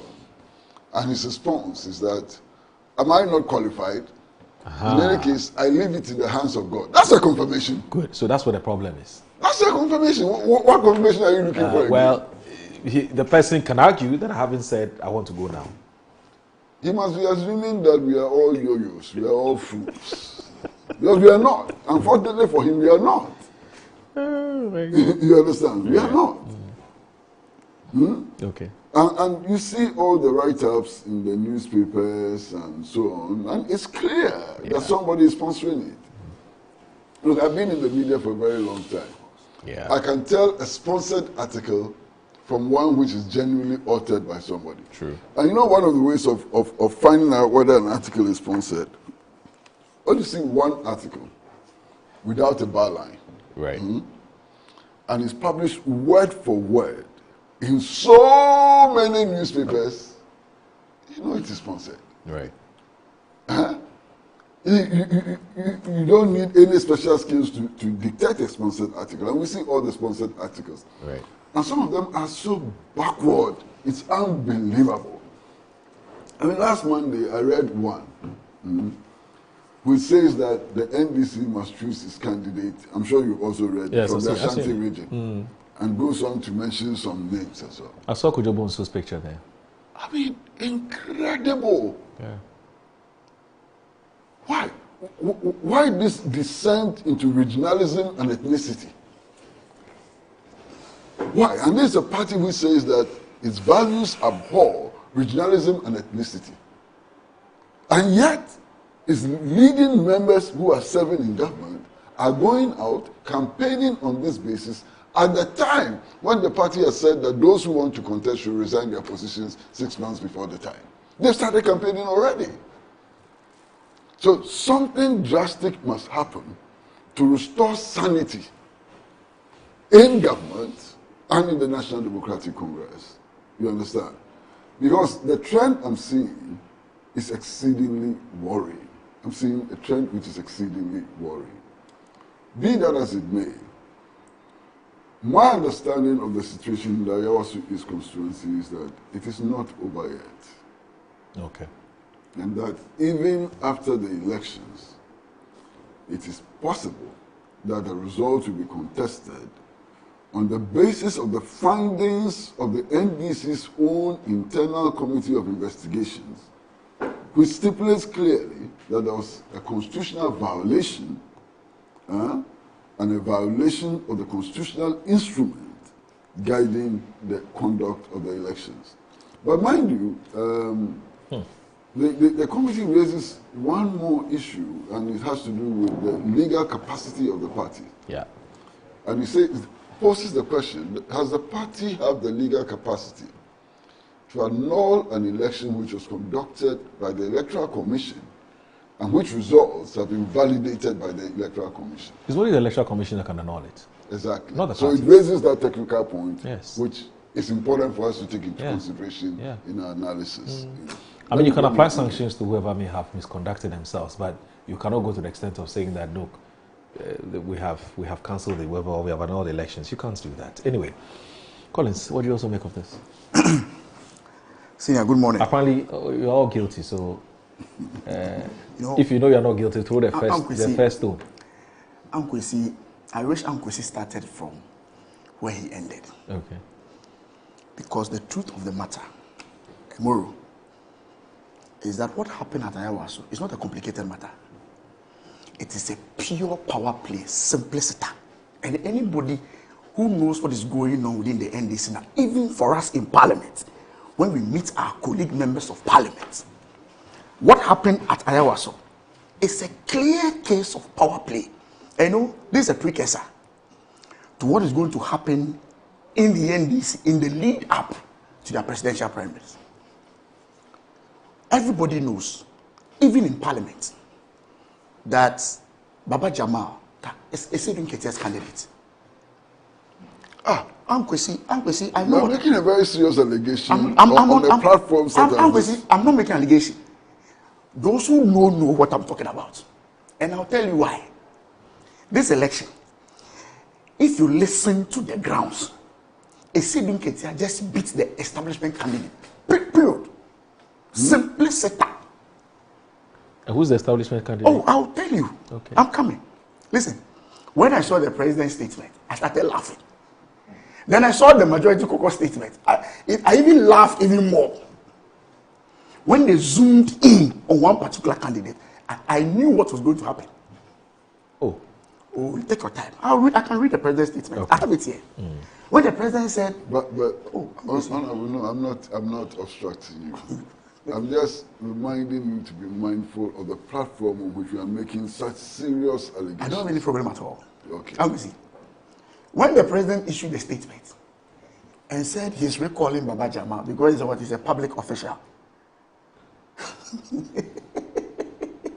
When the same presidency had appointed one of the contestants onto 3 boards, public boards, the same presidency has appointed one of the candidates onto 3 public boards. The president did not issue any statement to recall that other candidates from all the public boards. He zoomed in on one of them, and said that he is recalling that person. Too hypocritical. Then the presidency created the impression that it's against vote buying. Just some few months ago, we held election at the La Paz area. What's the name? And that's what you... No, La Paz. When we went for the EC asked us to go for a rerun of about 10 of the polling stations. Ablekumanos. We had the regional minister, Greater Accra regional minister. You have the video. You've played it here before. Yes, we have. Openly on TV saying that vote buying is not an issue. And that if the MPP is accusing the NDC of vote buying, they can go and do the same. The presidency did not issue any statement. Or the presidency did not sack the regional minister. But the presidency was telling us that they have seen allegations of vote buying. Because of that, one of the candidates, who is a public servant, has been recalled. But the other, who serves on 3 boards, should remain. Then, even the most shocking part is the statement from the majority caucus. They are calling for the annulment of the elections because of vote buying. And when I check the people who signed that statement, I laugh. In Parliament, you know, it was signed by the caucus chairs, regional caucus chairs. When you go to Parliament and you meet some of the caucus members, they are totally against that statement. 3 days to the election, the entire caucus went to visit the widow. And in one of the statements, I have it, I'll send it to you for you to play. Oh, we are waiting for you in Parliament. Who doesn't know that she was the establishment candidate? She was. That is exactly what happened. Now they go and form a committee. The committee then comes out and says, oh, Baba Jamal is clean. Nothing has happened. They have cleared Baba Jamal. So the allegations, the statement from the presidency, the majority caucus, now the interesting part. That particular seat, you know, it's a safe seat for the NDC. It is very likely that Baba Jamal is going to win that seat. He's going to join the majority caucus. The same caucus that was calling for the annulment of that election and even calling for the banning of the candidates involved, he's going to sit with them. He is going to sit with them in Parliament caucus. Well, what do you think would happen? It's not what I think. The obvious is there for everybody to see. But the majority doesn't have an option. They have to work with him. He's a member of Parliament. What was the majority's locus in calling for the annulment of the election? It's just an expression of opinion. Which opinion is that? As a group. Which group is that? That they think there's something wrong with elections. What even killed me is when they wanted to create the impression that the NDC was different. And that the NDC is back to reset. They don't like vote buying. Now, Kwesi made an interesting point. If you go to social media, a lot of the think tanks began to praise His Excellency. This is different. This is the first time we are seeing something like this. That the president is not happy with vote buying. He's cracked the whip. The man has been cleared. He has been cleared by the political party that the president belongs to. But Collins, if there's no evidence, okay. If there's no evidence, so there's no evidence that Baba Jamal was seen, gifting people stuff. How do you say the man is guilty? So on what basis did the president write the letter? No, it's a legitimate question. On what basis? No, I mean your question is a very legitimate question. On what basis then did the president write such a strong-worded letter that he recalled him because he's a public official? When other members of contestants are serving on boards, appointed by the same president. Listen, the lady was the establishment candidate, period. Esedun Ketia's candidate is Baba Jamal. We know it. When you come to parliament, we speak to ourselves. He beats them. Simply said that. They are simply not happy with the win. They wanted to do everything possible to annul it. When I saw the ground, the Zongo chiefs, for the first time, I saw Zongo chiefs of Nima warning the party to be very careful. If they try to annul the result, there will be chaos. Yeah. You saw it. Yeah. We played a video this morning. When I saw the Zongo chiefs, it tells you that the grounds is swelling. And I said, this is a precursor. We are waiting. You see. Listen, in Akwetia, the by-election, among the MPC delegates, and it was open. You have the videos. Oh, maybe 4,000, maybe 5,000. The president didn't write a letter. The party didn't write a letter to annul the results or to investigate. It was normal. But when pressure came from the top, then everybody started panicking. I knew this investigation would not lead to anywhere. I knew. Oh. This investigation. I knew. I knew in the long run, Baba Jamal will be cleared. And he has been cleared. And he will be cleared. Because the chairman of the party is with him. He's been cleared. So that hypocritical statement from the majority caucus, claiming as for them they are saints, and that they don't like what happened there at all. This is not part of the reset. And let me mention the names of those who signed the letter. Oh, but we know. Oh, let me. If I mention you. Oh, okay. All right. No problem. Or you don't want me to mention. Number one, Honorable Alhaji Collins Dauda. Collins Dauda is telling us now that he doesn't like vote buying. He hates vote buying. Yes, he does. Why? As if we don't know what happens in this constituency. Well, have you seen him buying votes? Please, please. Have you seen him buying votes? Today, I like Kwesi's ending when he said, let's not be hypocritical. If this is the beginning for all of us to look at the issue differently, fantastic. But nobody should create any impression. Nobody should create any impression that this government is different. In fact, the verdict, the conclusion by the NDC committee in itself is enough to tell us that nothing different has happened. Back to the status quo. Because we also saw what happened at Ayawaso. You've been showing it just now. People holding televisions. Let me mention the other names of the members. Honorable Muhammad Bawa Brahma. Honorable Vincent Opon Asapa. Honorable Krista Pokia Soya. Honorable Joseph Apiabuate. Honorable Alfred Oko Bannerman Vanderpool. Oko Vanderpool. Honorable Bandim Abednego Azuma. Honorable Ahasa Umar. Honorable John Bless Oti Bless. Honorable Andrew Derry Chiwete. Honorable James Agaga. Honorable Sebastian Sandari, Oscar Labi, Isaac J. Mensah, Emmanuel Kwesi Bejra, Dominic Napari. All these people are telling us that they've never seen any vote buying. All of them were on the ground at Ablekuma. All these people, they were on the ground with us at Ablekuma. When the regional minister was bold to tell all of us that they are buying, if you think you want to buy, go and buy. The president didn't take action. So for me, if the overriding principle, the idea, is to help sanitize the system, so be it.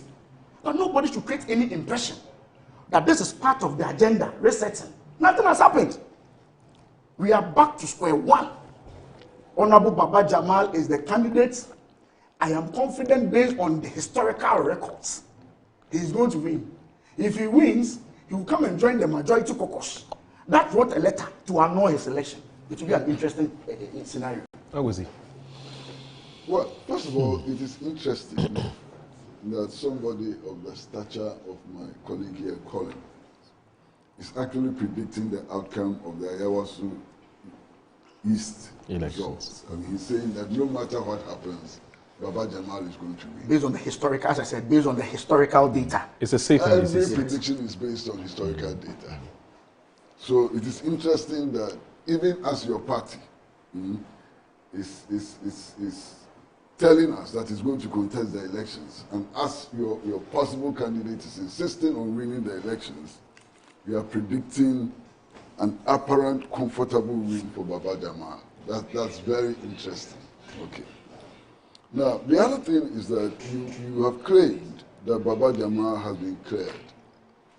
I'm wondering where that is coming from. Because I just told you about the report of the committee as declared by Alhaji Yusuf Hussein. There's no clearance of Baba Jamal. In fact, when I listened to Alhaji Yusuf Hussein this morning, his claim is that only one candidate did not engage in vote buying. And according to him, the candidate who did not engage in vote buying is the one who got only one vote. And I heard that this morning. So Baba Jamal has not been cleared, as it were.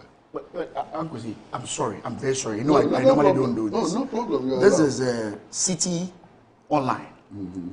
Baba Jamal cleared by NDC probe committee to contest Ayawaso East elections. Please read it again. Yes.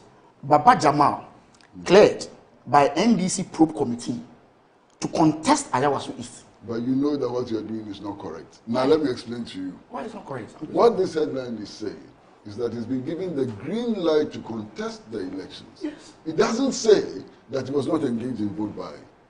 So don't confuse them. No, okay, when you finish. When you finish. Okay. Okay, when you finish. Now, they've cleared him to contest according to the party because they don't have enough time to organize a new primary and to get a new candidate to go and contest that elections.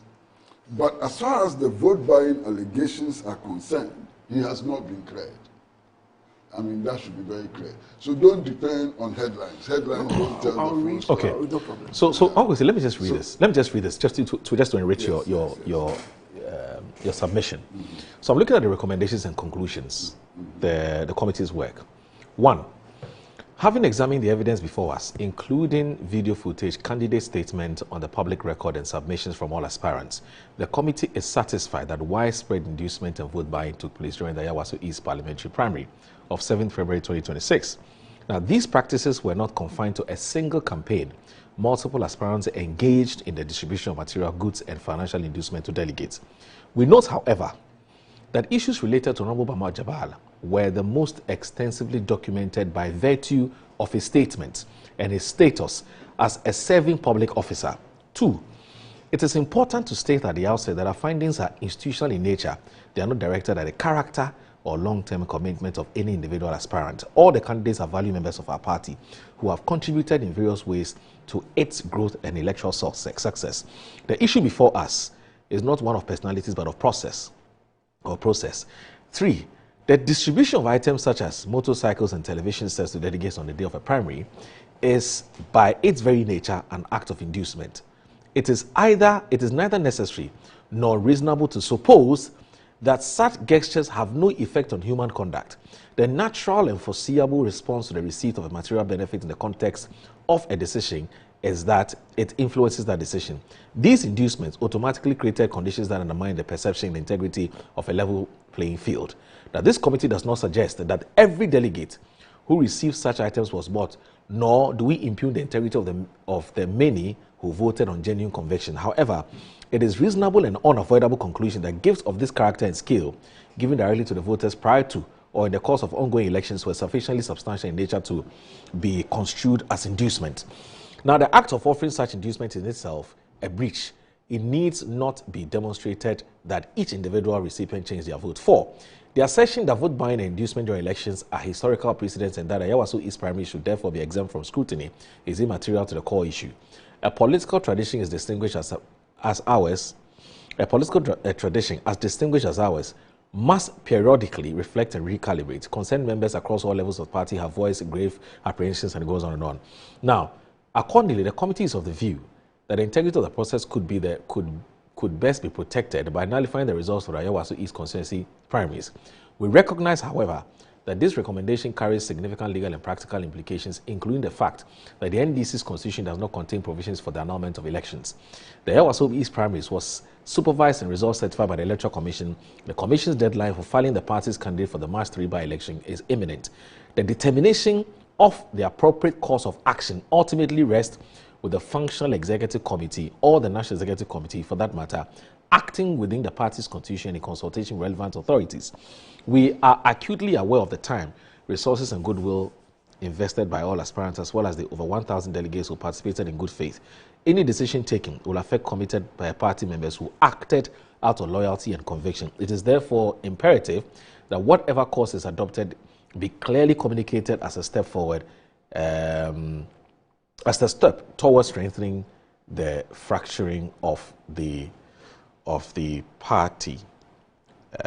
Okay, so it doesn't necessarily say Baba Jamal has done something wrong or right, but it says all of them are guilty except for one person. Yes, so that confirms the position that I've taken. But he's been cleared to contest. Yes. Well, not necessarily cleared. Not necessarily cleared. So it's almost as if to say, even if you are guilty, right? Under the circumstances, you just go ahead. But they will take the appropriate sanctions later. That's what I get from it. And the sanction will go to annul the Remember, they've expanded after the general election. They have expanded the committee membership from 3 to 7 to do a more thorough investigation. Exactly. I think it would be after that we'll know who exactly is guilty and who's not. And in fact, you see, technically speaking, yes, if the NDC does not file a candidate tomorrow, the NDC they cannot contest the elections. Would have lost that seat. Yeah. Which Collins predicts will be won by the NDC. Okay.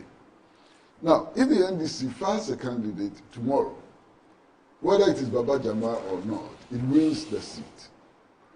2 weeks after that, if the NDC dismisses the candidates, the NDC has a chance to file a candidate and will not lose the seat. Right. So I think it's important to see all the technicalities. Okay. I don't foresee that happening anyway.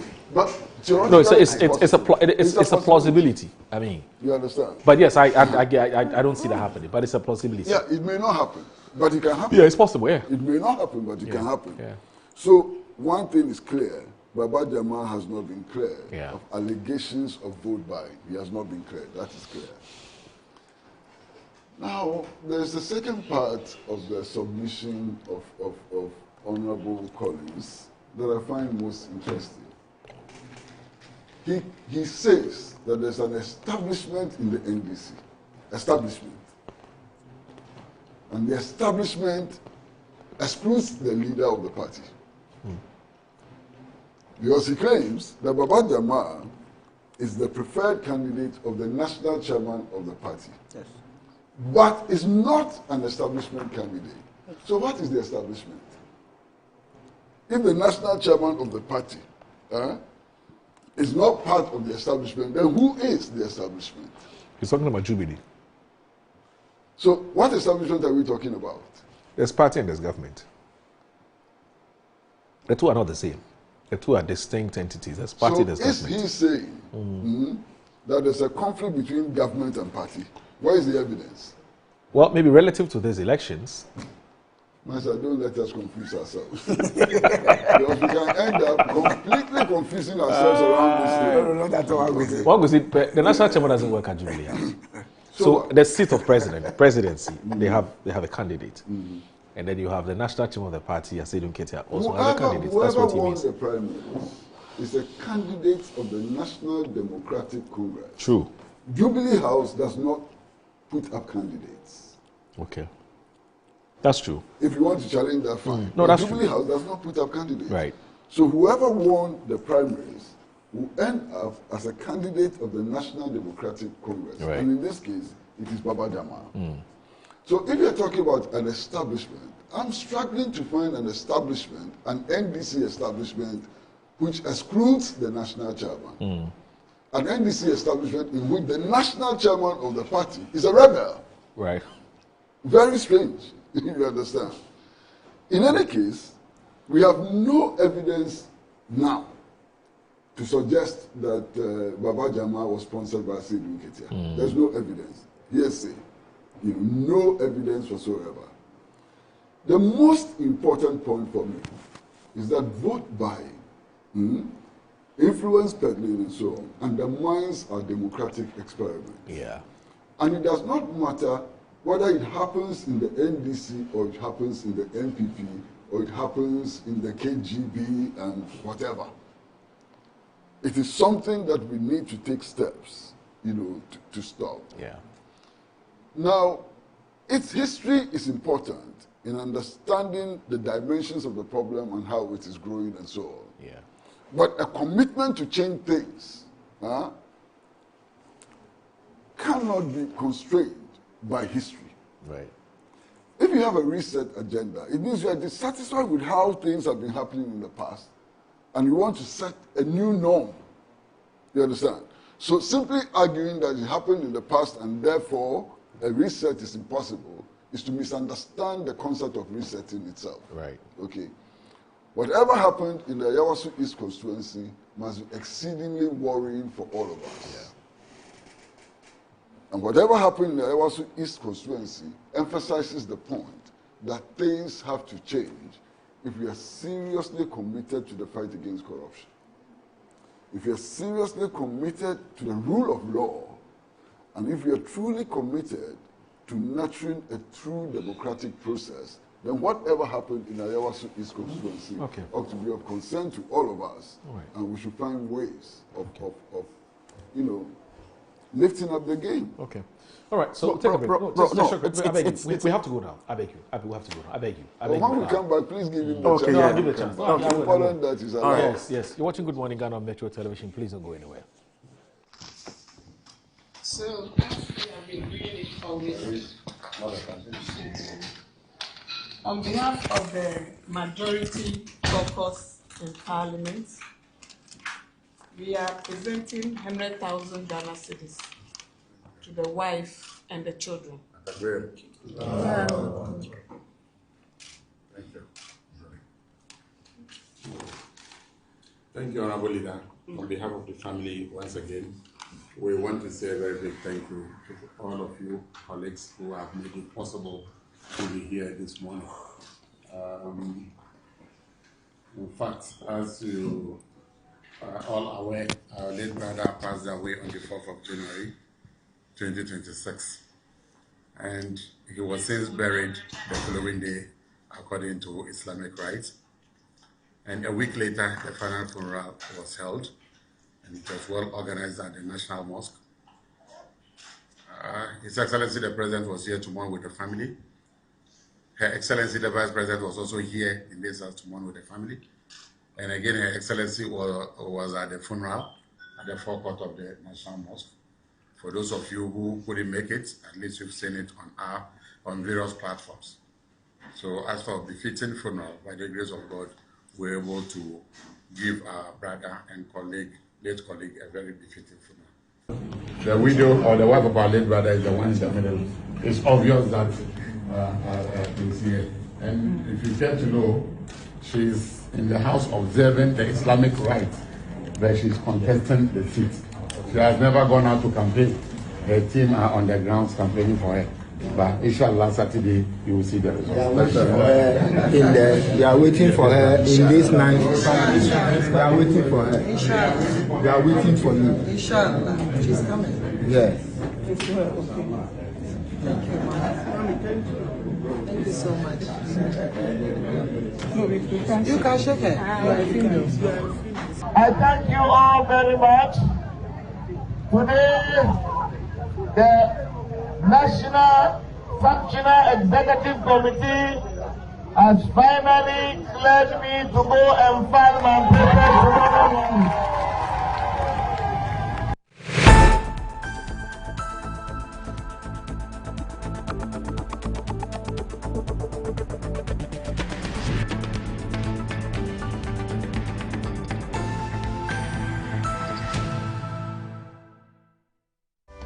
My line of work, a confident smile is everything. Kel Charcoal Toothpaste keeps me on top of my game and ensures my smile is always radiant and bright. With the tiring nature of my job, we spend several hours under the scorching sun. To keep our teeth white and our breath fresh all the time, we use none other than Kel Charcoal Toothpaste. Kel Charcoal Toothpaste. You're on a Kessie and in a kit one. Samayo Kendini, who be here, Semetra Sapapadia to Amame Manfo, Kel Charcoal's natural ingredients, and a bomb is seho buying, and maniswing, Nesansu Mama Hotoso, a will beg you. Kel Charcoal Toothpaste. Choose Kel Charcoal Toothpaste for anti-cavity, whiter teeth, and fresher breath all day. Available in 80 gram and 150 gram. Grab yours today. Kel, happy smile. This advert is FDA approved. Me chechi amuni nara me ding eje baby dapa me di ade sonko kra na ebremo nya ode to aduane mo ama waduane e dapa na me de bremo eno any some spices dey emu wa wo bebre o various flavors ubenya eya akoko ubenya nantwie yedi ku jollof mu ma emu ye de ubenya ne yedi ku nkwan yedi ku froye mu ho na ko pebito na ema waduane enye de unyimi nia yenkon konko tie nyankofo eka. Download your communication to you all enjoy Uduba. That's Samu spices. One in the essence, no hi. I'm going to get it. Samu spices in a side. Daddy so say. Samu spices. Mun Samu. Samu spices. Nyama chicken. Samu spices. Nsaka in Ketwa, measure 10 grams. Your chicken, spaghetti, garlic and ginger, stew, and jollof, and the flavors of Bebre. Samu spices, yes, Saka. FDIJ Jadien Kratoyatum. It's free. Join the children's president on Saturday, 21st February 2026 at the F1 Sutherland Children's Park at 9 a.m. sharp for kids in worship as we thank God for bringing back our president. This event is a Metro TV event supported by Original TV, Original FM, and Metro Digital.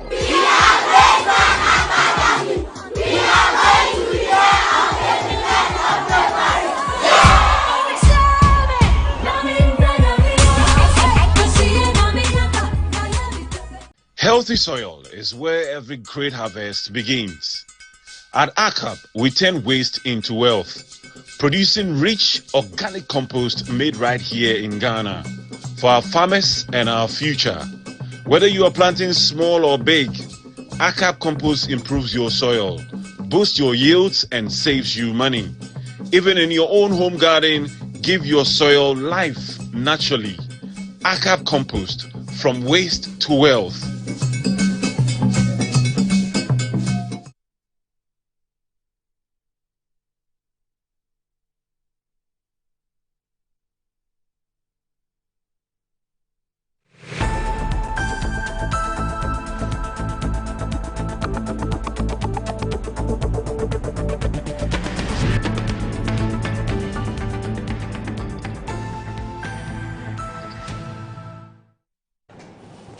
You're still live on Good Morning Ghana on Metro Television, and my guests are still here. One is a member of parliament, the other one is a veteran journalist. The MP for Efija Kwabre North, Collins Adumako Mensah, and also a deputy minister, a deputy energy minister, let me put it that way, and also Mr. Kwesi Pratt Jr., who's a former managing editor of the Insight newspaper. Yes, Collins, there's something you wanted to say. I just wanted to make it clear that I am not against any research that intends to sanitize our system. Right. I don't have any problem with that. Okay. I'm against the selective nature of the way it is being done. Okay. That is what I'm against. Now, Ankwesi made a very interesting case about establishment candidates. Muru, in 2023, when Dr. Bawumia contested the election primaries, was he an establishment candidate? Was Dr. Mahmoud Bawumia the establishment candidate? What were we told in this country about Bawumia's candidature? That he is the Jubilee candidate and that he's being supported by the president and all his assigns. That's what we were told. No, more than that. No, that's the party machinery itself. No, but that's what we were told. That's different from what you're saying. No, it's not different. We were told that Jubilee is behind Bawumia, and I'm also arguing. And the party machinery I'm was arguing. also behind Bawumia. No, that was the allegation. No, in this case, you are saying that Jubilee is pitched against the party. I'm It's arguing. not the same allegation. It's because there's a contest, and Jubilee has a candidate. They have people they prefer. So, and I'm so telling which you, is the establishment? no, I'm telling you, even the communique from the Jubilee House, it's clear to me to tell me who they want and who they don't. The statement from the Jubilee House, and I can read it. Read it. Oh, Ankwesi, zooming in on one particular public official when there are other public officials on the tickets. Even the statement itself is skewed. When we had one of the candidates who has been appointed by the same president, His Excellency John Dramani Mahama, to 3 boards. Why did the statement not be categorical that all appointees of the government? Because the statement acknowledged that in as much as the vote buying is not linked to one person, he thinks that there's one person who's a public servant. But the others are. There are some of them who are. But, Indeed, but you are reading that statement out of context. Now, let me give you the context.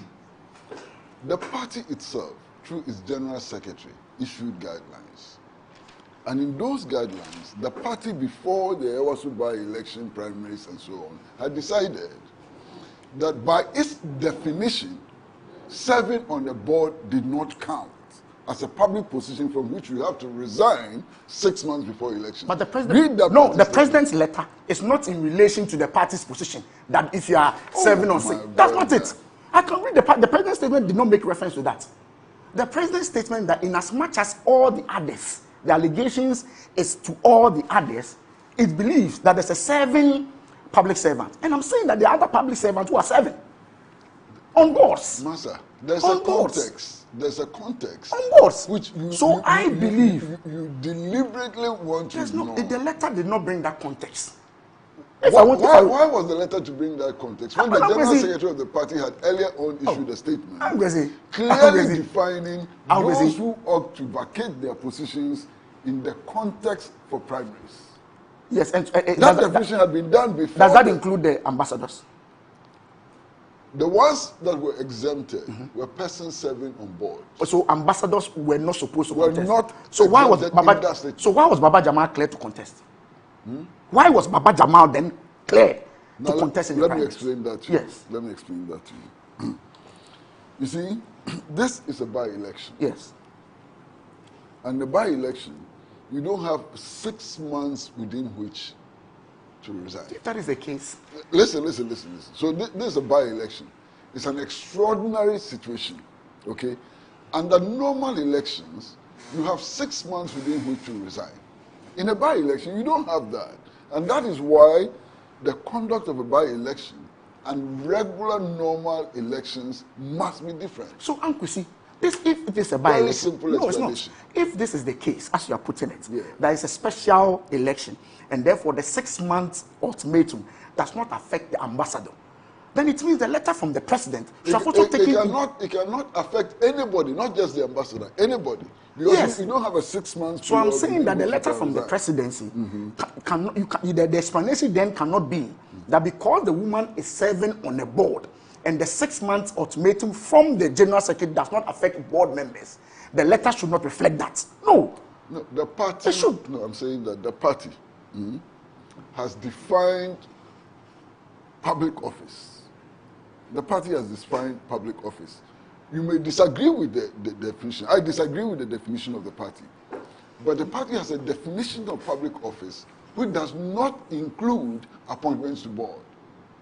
I disagree with that definition. But that is the definition that the party has provided. So the president's letter took into consideration the definition of public officials as per the party's directive. I would suspect so. Then that's where I have a challenge. If the presidency, in defining who a public official is, pulls the line off the party and ignores appointees of the same president and zooms in on some other appointees, it creates the impression, and I'm well fortified to believe so. No, so did you? Yes. It creates the impression that what? Let's get. You are being favored. You are favoring some people and favoring others and leaving others. Does that establish an establishment? Yes, because immediately after that, when I saw the caucus letter, I said, When I saw the caucus meeting, listen, Moro, let's not get ourselves. Don't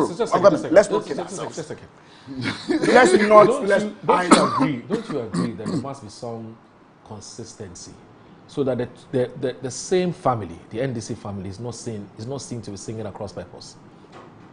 We saw the parties communicate the last time, spelling out the requirements that you ought to meet if you want to stand for a party position. And it says if you're a government appointee, you ought to resign 6 months ahead of time. And it goes ahead to tell us who these government appointees are. And they leave out the board according to the party. According to the party. No problem. Now, don't you think it would have come across as a little absurd if now Jubilee says, okay, as for us, we deem every appointee, including board members, as part. I'm sure that would have had another. But we all know that board members are appointed. political. So there's got to be very happy to fish in that water. No, but we all know that board appointments are political. Well, it's an appointment. No, party appointments. Yes, it is. Public officials. Yes, but I'm saying that pair. You see, you can disagree. But yes, I'm saying that pair. I disagree. They are okay, you. that's fine. Disagree. That's fine. With the position yes, of the definition. Yes. Of the NDC my point is that. My point is that. But that is the definition. The working definition. No, but my point is that, Ankwesi, in this particular case, yes, the way Baba Jamal became a victim of this whole process was unfair. Okay. And the fact that the presidency, within a twinkle of an eye, even before the investigations were concluded, said, no, you're a public official. I'm recalling you. In any case, he had won the election already. So he was going to come back to Ghana anyway. Okay. I've taken you out. But he left out others. Okay. Then the majority caucus also released a statement. All right. We are appalled by this vote buying. I think they only saw vote buying in Ayawaso last week. Collins, let me give you when Ablekuma. Okay. Collins. When a member of their caucus. Collins, let me give you a context. Let me give you a context. I spoke to an NDC member of parliament yesterday. In fact, I was with him on a radio panel and we had a conversation. And he said, look, they had all met, in a place and were having discussions when they saw the videos of the motorbikes and so on. And he said, there was shock waves. They all panicked and felt that the party was being, destroyed. So this is the atmosphere in which many of them had to react. I mean, and I'm sure that you were shocked when you saw the videos. I did. So a lot of the reaction came out of the shock,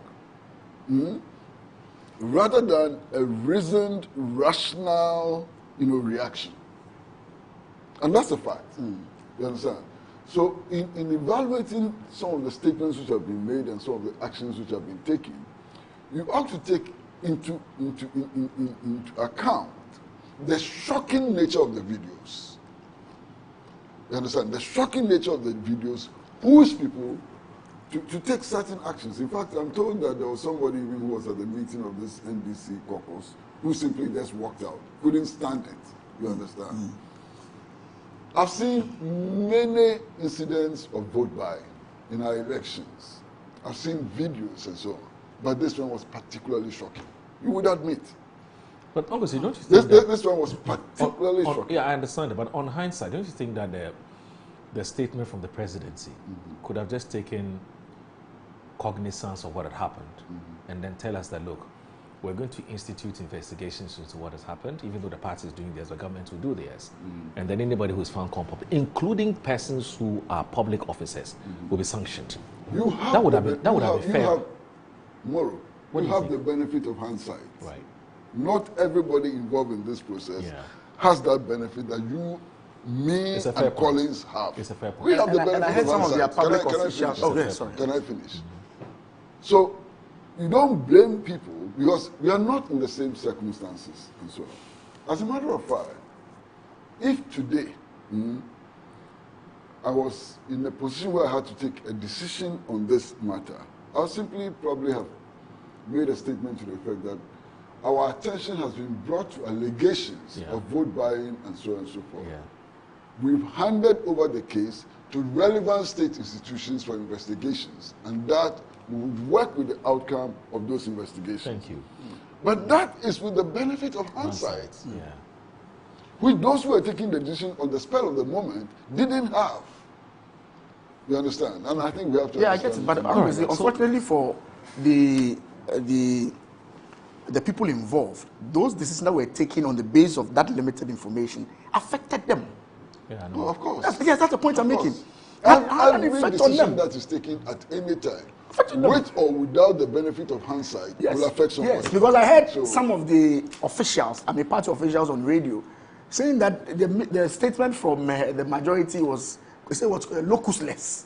I heard one of the officials say they don't even have any locus because the fear is that it will then allow other branches, and the caucus is a branch, other branches, so the youth wing of the party can also issue a statement. This person can also issue a statement. Then it becomes a challenge. But the party committee, which investigated this matter, has made it clear that even the party leadership has no locus in suspending the results of the elections. How much more parliamentary caucus? So the parliamentary caucus has no locus. That is the status now. Let's bring in our viewers now. Our viewers also have an opinion to express. Let's look at them. So Dr. Nyawonya Otamaklo, your very good friend, he sends a message. He says that firstly, I am deeply disappointed that the NDC, despite having the opportunity to demonstrate true political leadership in our Fourth Republic, failed to do so. It is indeed a sad development for our democracy. How would this have ended if their founder, Jerry Rawlings, were still alive? Now, the reasons advanced by the party leadership, constitutional, legal, and time constraints, ring hollow and unconvincing. At a moment that called for courage and statesmanship, these explanations felt more like excuses than justification. Sacrificing a single constituency seat could have set a powerful precedent, not only as a moral example to politicians across the country, but as a decisive step towards safeguarding the nation's democratic, integrity. Such a gesture would have reflected the values that the majority of Ghanaians uphold as a society. Sadly, the political class appears to be steering this nation towards a dangerous path. Dr. Med Nyaho Tamaklo. Thank you very much, Doc. Now, Kofi Apenu says that please tell Collins that in simple commercial law, invitation to treat is not an offer. If the regional minister said what he claims, however, it does not mean that the NDC bought votes in Ablekuma North. Secondly, why is Collins crying more than the bereaved on a rooftop? He should be happy that at least vote buying should be a thing of the past, and it has started from somewhere. Remove the log from your eyes when you can do same to your friend. Bamia Kennedy Edichum bought votes at 500 cedis each and Brian bought at 700, whatever that is. He should rather be happy to see the NDC fail. Hassan Saudogo in Tema says, Salamu alaikum. The visit and the comments from the NDC members show Haja was their preferred candidate. To say we're waiting for you in Parliament was not necessary.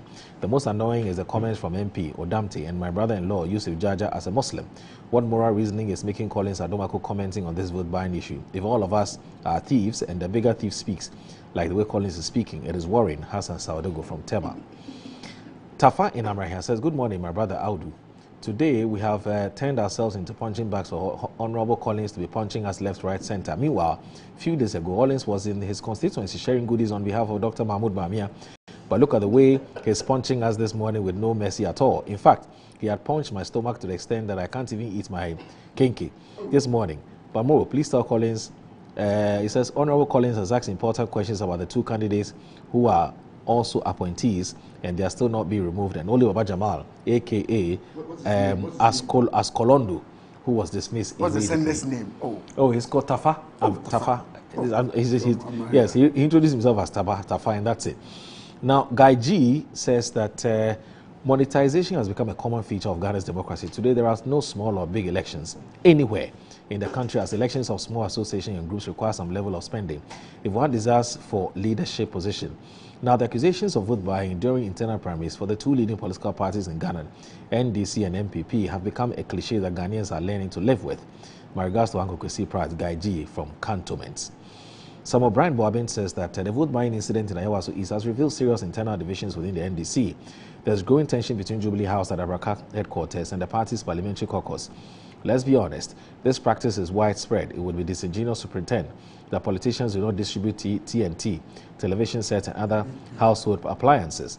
Even in the United States, Elon Musk reportedly gave voters $1 million daily for months in support of President Trump. The deeper concern, however, is the ostentatious display of wealth by Baba Jamal as Kolondo and Hajia. Such excesses are troubling. God save our democracy. It is time for us to unite and abolish the delegate system so that this disgraceful practice can finally be brought to an end. Samuel Brand Boabin sends that message. Mr. Wonder Avuko, inside Insawa Medoji, says, good morning to you, more and your panelists. I can keep up the good work. Thank you. I condemn vote buying in any form or shape, but the disorganized, confused MPP, they lack the moral right to accuse the NDC of vote buying because the MPP is more guilty when it comes to vote buying. Shameless hypocrites.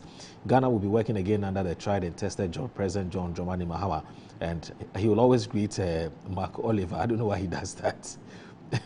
Anyway, so this one from Kwesi Baini, your very good friend Kwesi. He says, good morning, Moro. Please let my brother know that if Baba Jamal wins and joins the MPP in Parliament, he will have to resign from Parliament. Kwesi Baini from Takrady. This one, okay. All right. Okay, so Sir Obama from Pokwasi has sent me this statement. It says, release Kofi Nkrumah now or face naked demo offer to government. That's from Sir Obama. And the statement reads, it's not in relation to this, but he's a regular texter to this show. Let me just read what he said. So release Kofi Nkrumah now or meet our naked demonstration. Our attention has been drawn to publications in the media of the arrest and detention of Kofi Nkrumah, former CEO of the National Entrepreneurship and Innovation Program, NEIP, on Tuesday, 10th February 2026.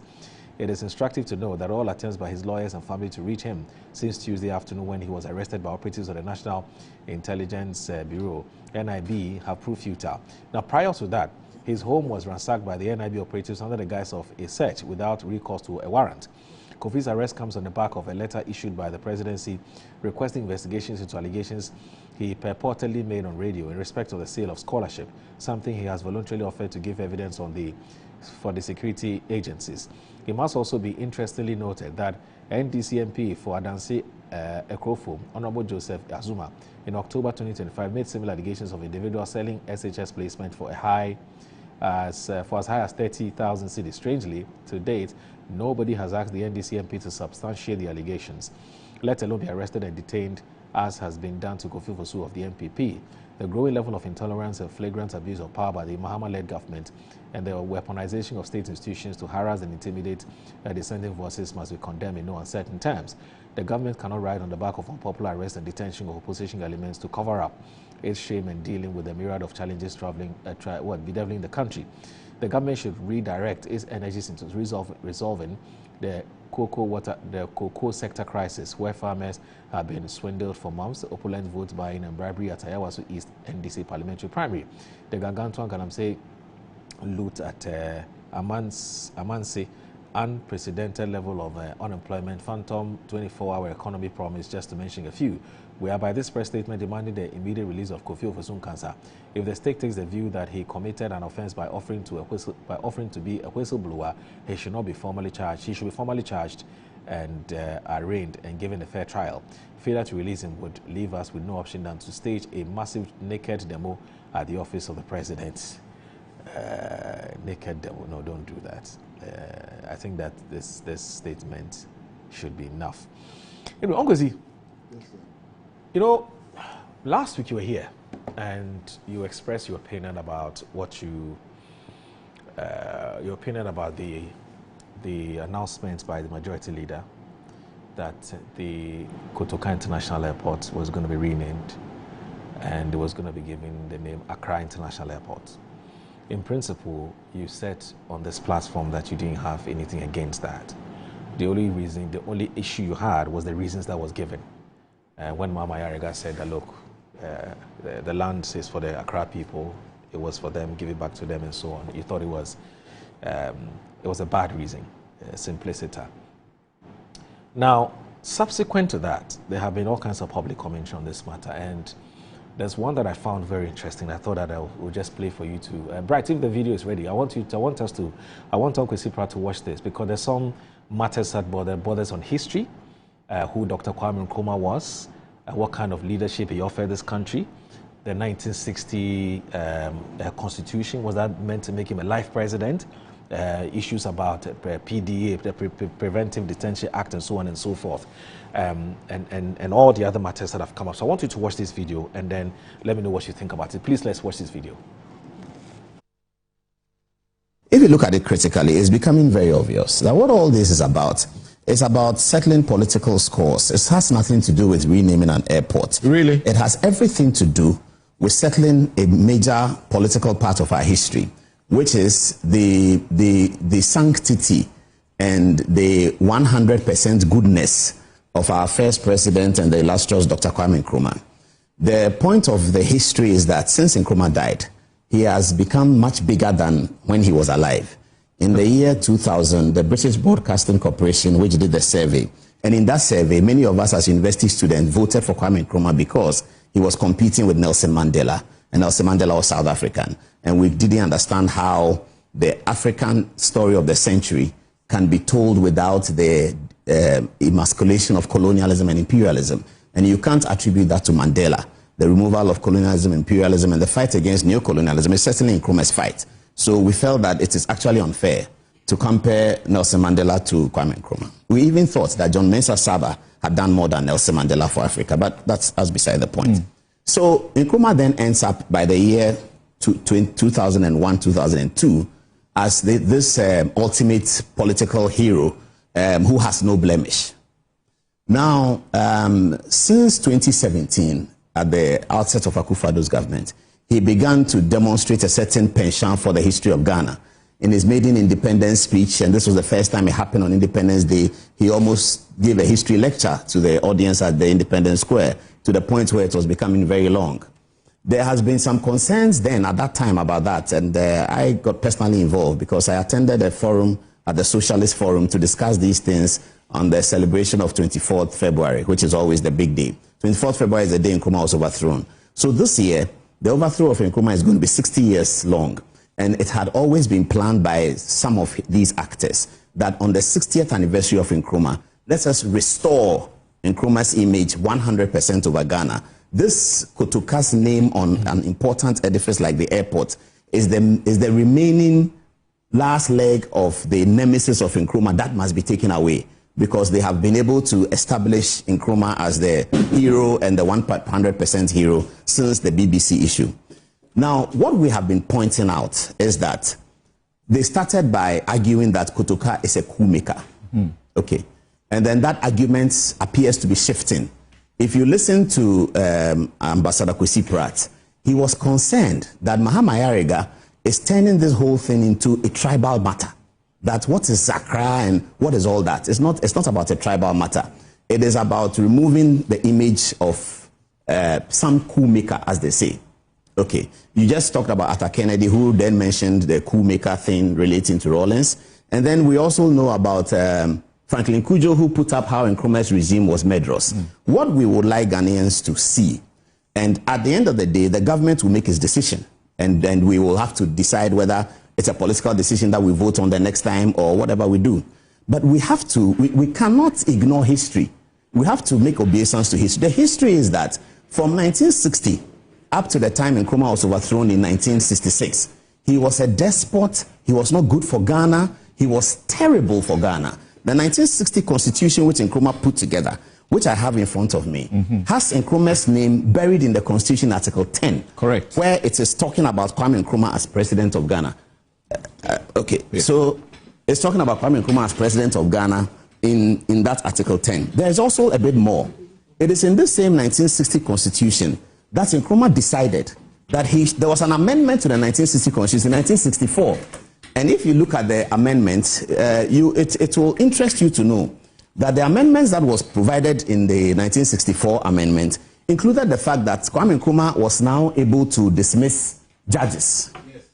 And also, yes, he was able to dismiss judges. And also, the national flag of Ghana was changed. He also banned all political parties in 1964. And people were imprisoned. Preventive Detention Act was created in 1958. You might not think of it as a bad law. It is only the usage that you can criticize. Because what happened is that Nkrumah had been attacked by a bomb. And it was becoming very scary between Nkrumah and the opposition. The violence was growing on the part of the opposition, I must say. And Nkrumah needed something that will allow the intelligence agencies to work. So that's why PDA was set up. So in fact, if you look at the usage of PDA, between 1958, when it was set up, and about 1961, it was minimal. But from 1961 to 1964, the PDA was railroading everywhere and every home was afraid. This was the state of affairs in Ghana. Now, because we are not accustomed to our history that much, and all of us, many of us talking today, were not born in that time, we all don't know that, and we are railroaded into Nkrumah Assembly. That's a situation where you could be arrested and put in custody without the intervention of a court. Not just without the intervention of the court, but on the basis that the Minister for Interior is thinking in his mind that you are preparing to do something wrong. This is a fundamental departure from the processes of the jurisprudence of the criminal court. It's just a fundamental and a wicked departure from it.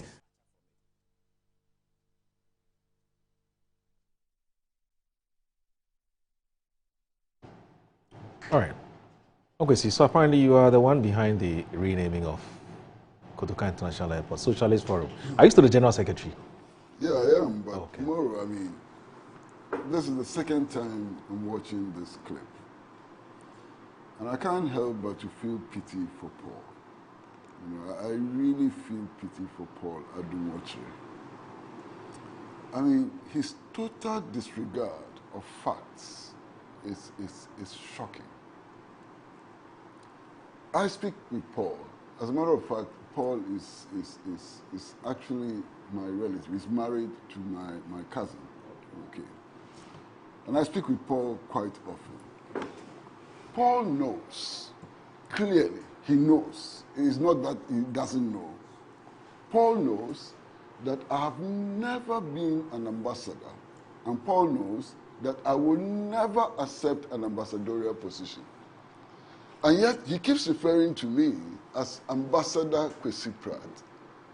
For a certain effect, I mean, this level of dishonesty, it's so shocking.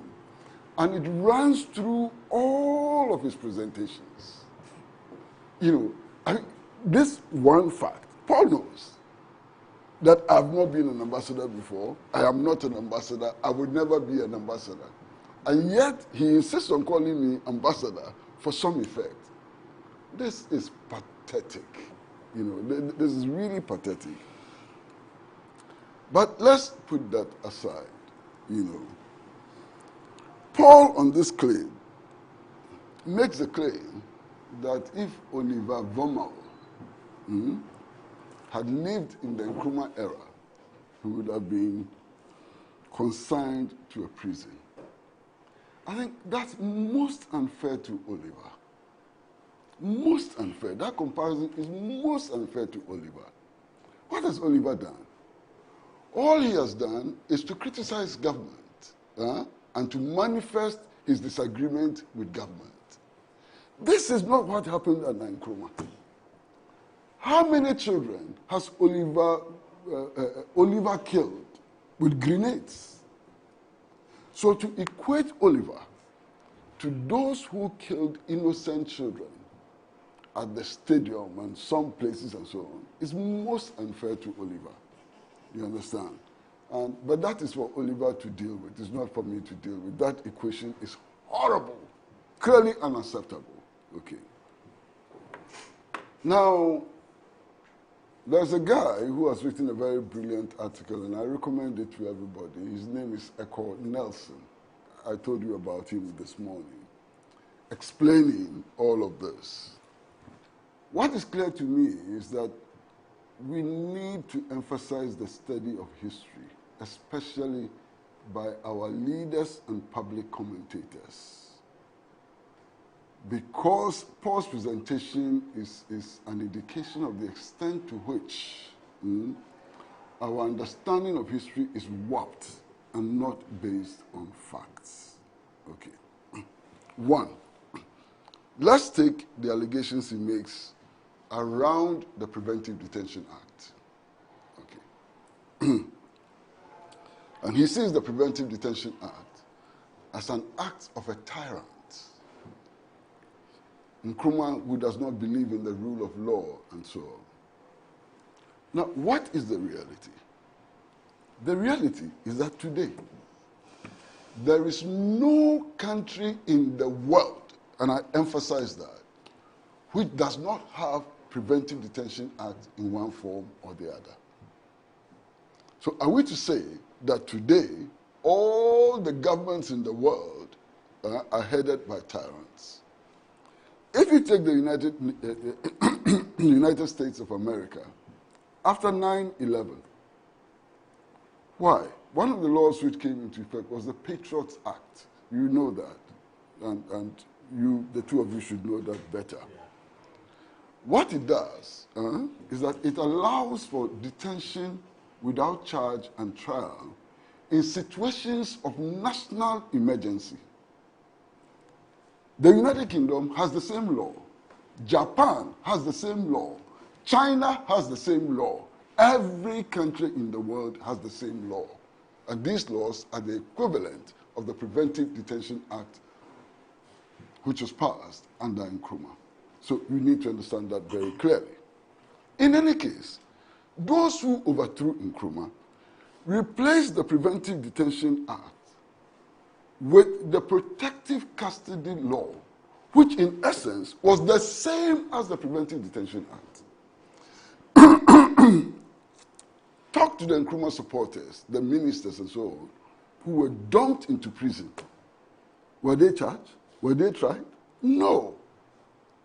Many of them, including pregnant women, were dumped into prison without charge and without trial, under the Protective Custody Law.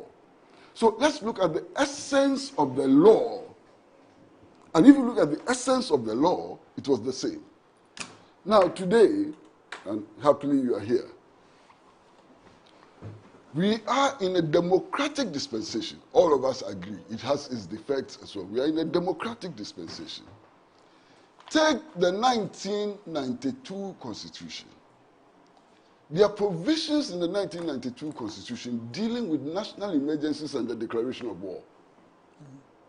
When those situations arise, the president will confer on the president emergency powers,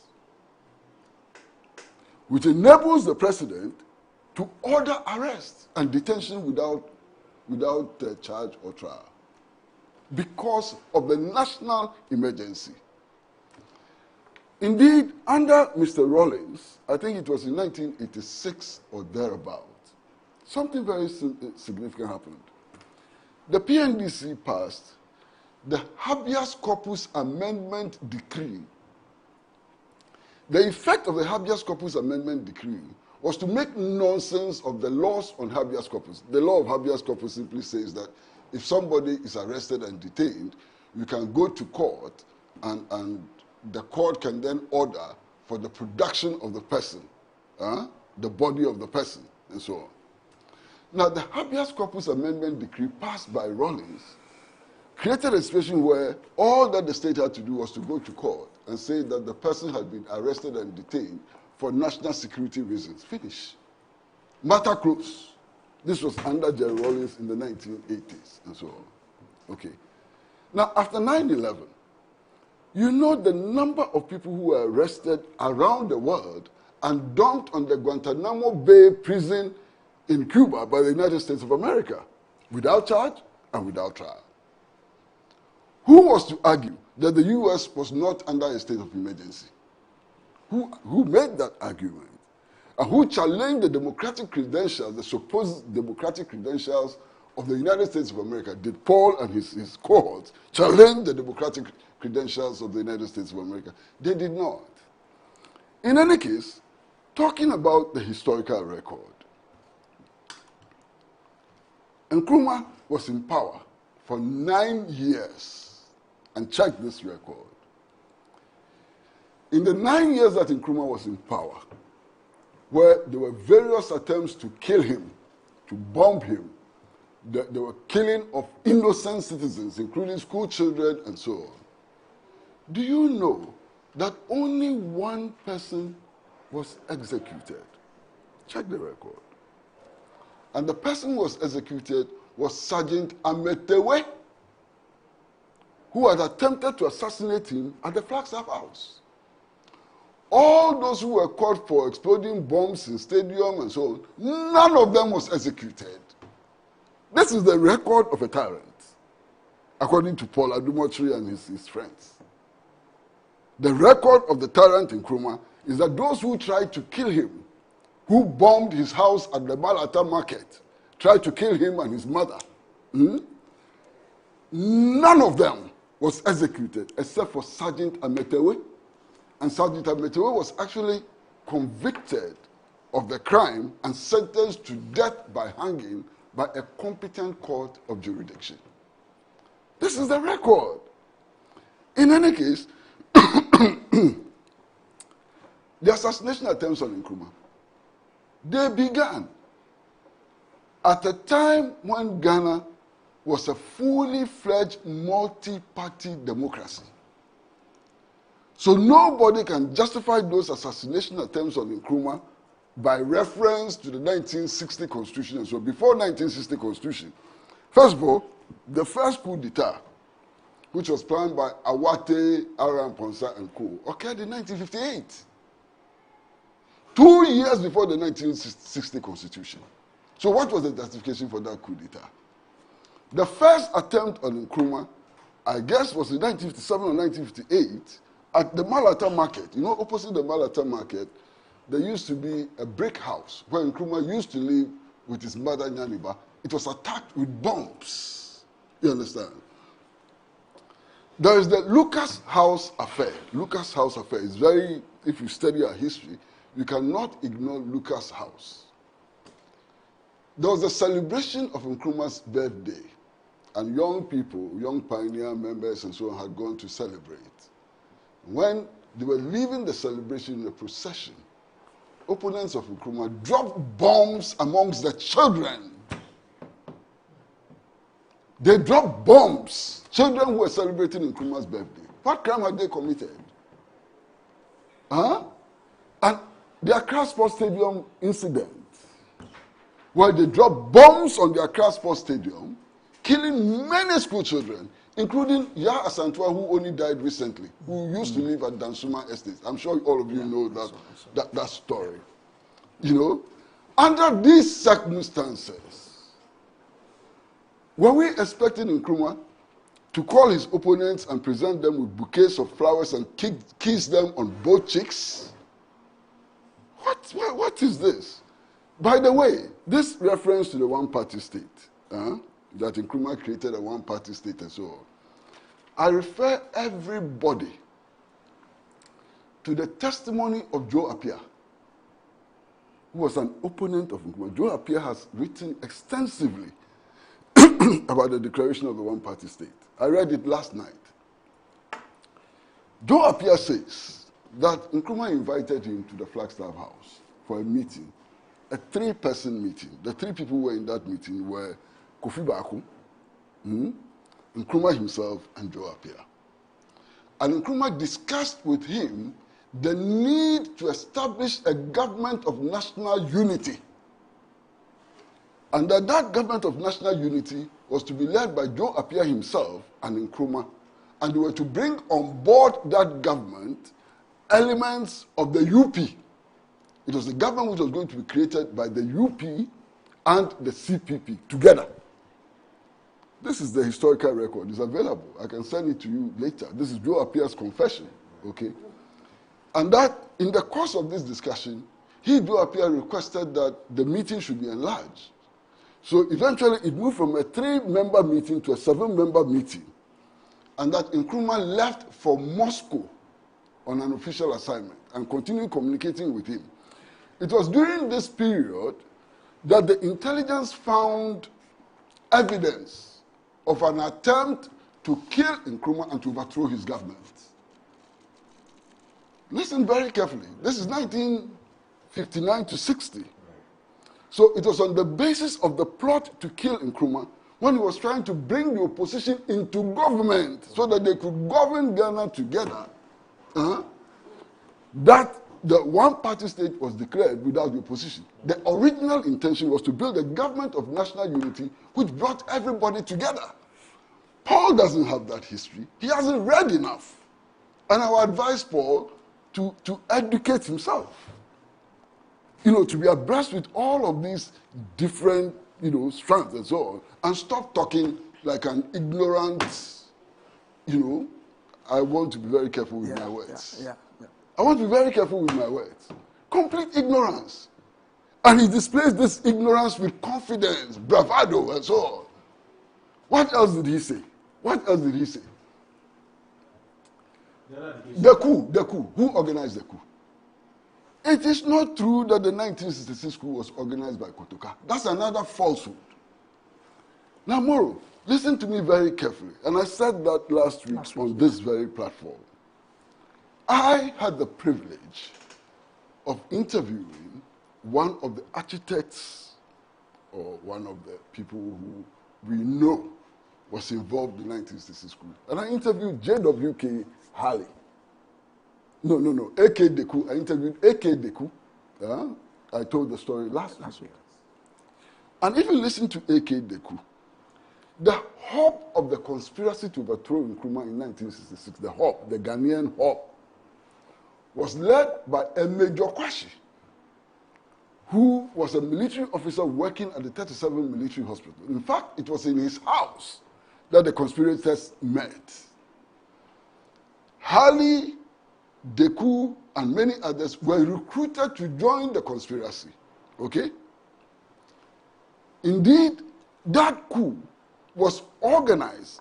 First of all, it was instigated, sponsored, and organized by the Central Intelligence Agency of the United States of America. And the evidence is there. It's in black and white. Just read it. Look, the Socialist Movement of Ghana has published a book titled The Great Deception, How the CIA Overthrew Nkrumah. That book has two components. One is the raw declassified documents of the CIA about how it organized the coup. This is the CIA itself talking about how it organized the coup.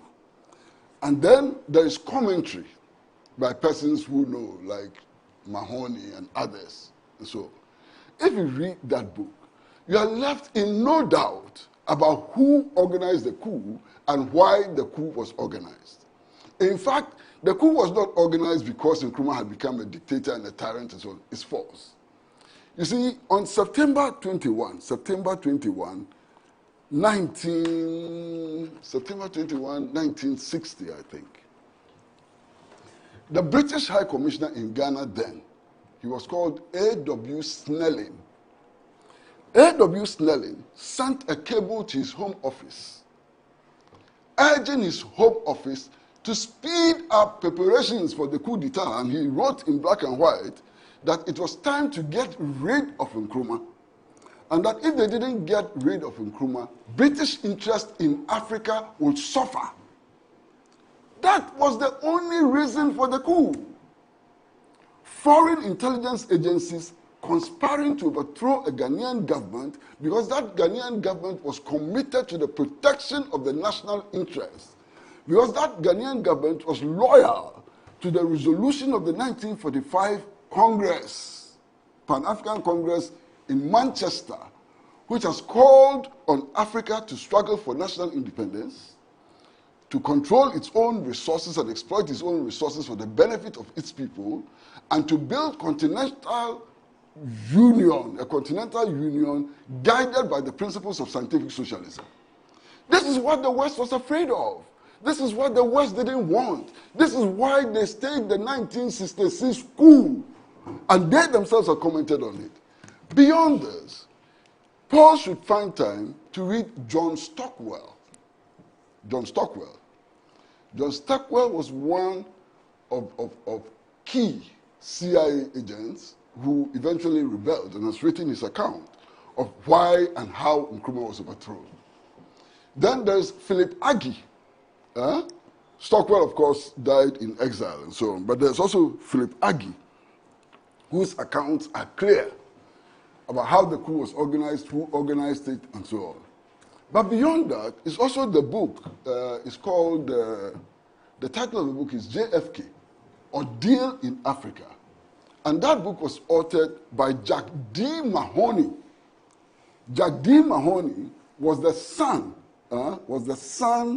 of a former U.S. ambassador to Ghana. And he details how the Central Intelligence Agency of the U.S. subverted the Nkrumah government and prepared the grounds for the coup d'etat. So those of us who are opposed to the 1966 coup are not opposed to the 1966 coup only because it's a coup d'etat.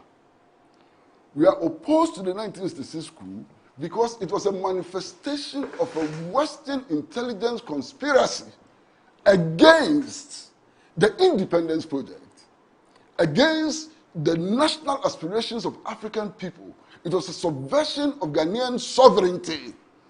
It was intended to bring us to where we are today. It was intended to push us onto the path of the neoliberal order, to accept the dictates of the IMF and the World Bank, to devalue the national currency within 10 years by more than 22,000%, to put us on a path in which in 1983, 300,000 workers lost their jobs.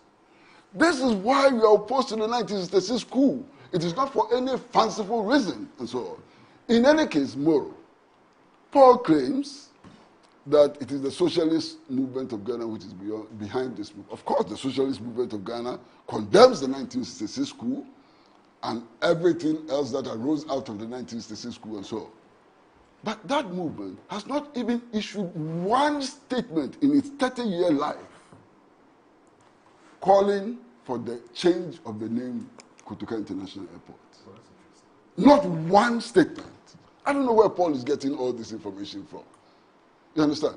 And all of this emphasizes the need for Ghana as a country to place some emphasis on the teaching of history. Because if we don't, we are going to get leaders like this who don't know anything about our history, who on the basis of their own conjecture will make policy. And those policies will be disastrous because they have no basis in the science of history and the science of thinking. That is the problem. You understand? It's pathetic. Look, me, I am 2,000% for the change of the name. My reason for the change of the name is not because Kotoka staged a coup or that Kotoka is an Ewe or so. My reason for the name change, is that 1966 represented an affront to national sovereignty. Because 1966 was a direct subversion of the national interest, our national identity and so on.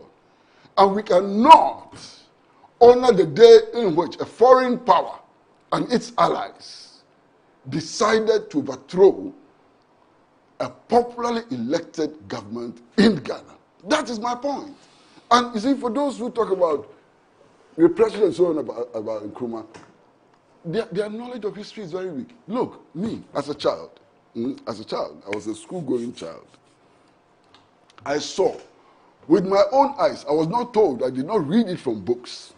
I saw Boy Moses, an envoy of Nkrumah, put in a cage, in an iron cage, tied to a truck and driven around the streets of Accra. Those are the people who believed in democracy and human rights. They caught another human being, put him in a cage, iron cage, tied him to a truck, and drove him on the principal streets of Accra. They should stop wasting our time and wasting our years. Collins, can you indulge me because time is not our best friend now. I get you, but of course, when it comes to history, Ghana's history, I think we all rely on Kwesi. And this also buttresses the point, Kwesi, we are waiting for your memoirs, so we could read a lot more of this history. The truth of the matter is that Nkrumah was a human being. And once he was a human being, there will be some aspects of him that others would not like. I mean, that is fundamental. He was human. He's human. He was not God. So obviously there will be some parts that other people may not like. But what is important is for us to be truthful about the facts, about him, about Nkrumah, what he stood for, and all that. For me, as a young man, I didn't meet Nkrumah. Okay. All I came to read about him was what he did for Ghana. And of course, others will also have their own rendition of what Nkrumah means to them. For me, when I go to Akosombo and I see the dam, I'm excited. When I go to Tem and I see the way the whole place was conceived, the harbour and everything. If anybody could think that far, as far back as 70s, to get us a dam, obviously that person must be special in a way. But as I said, he was not a saint. He will have his own faults. But I'm very clear in my mind that his positive clearly outweighs his negative. So let's take our time and enjoy the history. But I'll still plead that you make your memoirs available to all of us. It's almost ready. Yeah, so that we could read about it. I have done about 200 pages now. Oh, okay. So that we could read about it. And there's something that I think is important to mention. You see, and this is recent history, this is not 1958, you understand? The New Patriotic Party went to court and obtained a court judgment which said that we cannot use state resources, and resources is in its full meaning, to idolize or celebrate coup regimes and coup days. This is the New Patriotic Party seeking a court judgment. So on the strength of that judgment, that name Kotoka International Airport should have been changed a long time ago. Right. It is because of that judgment that 31st December and June 4th cannot be celebrated with state resources. No. So by extension, why are you keeping Kotoka International Airport there? Okay. And lastly, Kofi Ofosu, our colleague, Kofi Nkansa, who's been arrested and detained. Unfortunately, as of now, we don't even know where he is. His lawyers have not had access to him. It's a little problematic. We plead with the government to tone down with this arrest and detention and not allowing people to have access to their people. I don't think it's cool. All right. Yeah. Thank you very much, gentlemen, for joining us. It's always a pleasure hosting the two of you on Wednesdays, and I'm grateful. Have a wonderful day. Thanks for watching Good Morning Ghana. But let me just say this. I have a very, very interesting and a very, very important conversation. There's a woman who's doing some fantastic things with the less privileged in society. She's joining us here. But the main conversation is a continuation of what we started here, which is that we are giving a platform to persons who've left their schools many years ago and what they're doing for their schools, giving back and showcasing all of that. And going beyond that and actually even rewarding them for being the schools that has done their homecoming, it's called a school homecoming. They've done it best. So she's here for two reasons. First of all, to tell us about, in fact, she's the past president of the Accra Girls Old Students Association. She's also a distinguished Toastmaster and the founder of the Perissos Horizon Toastmasters Club. And she's also she belongs to the 97-year group, yes, Accra Girls Senior High School. So she's joining us shortly. Stay with us. This is Good Morning Ghana. Don't go anywhere.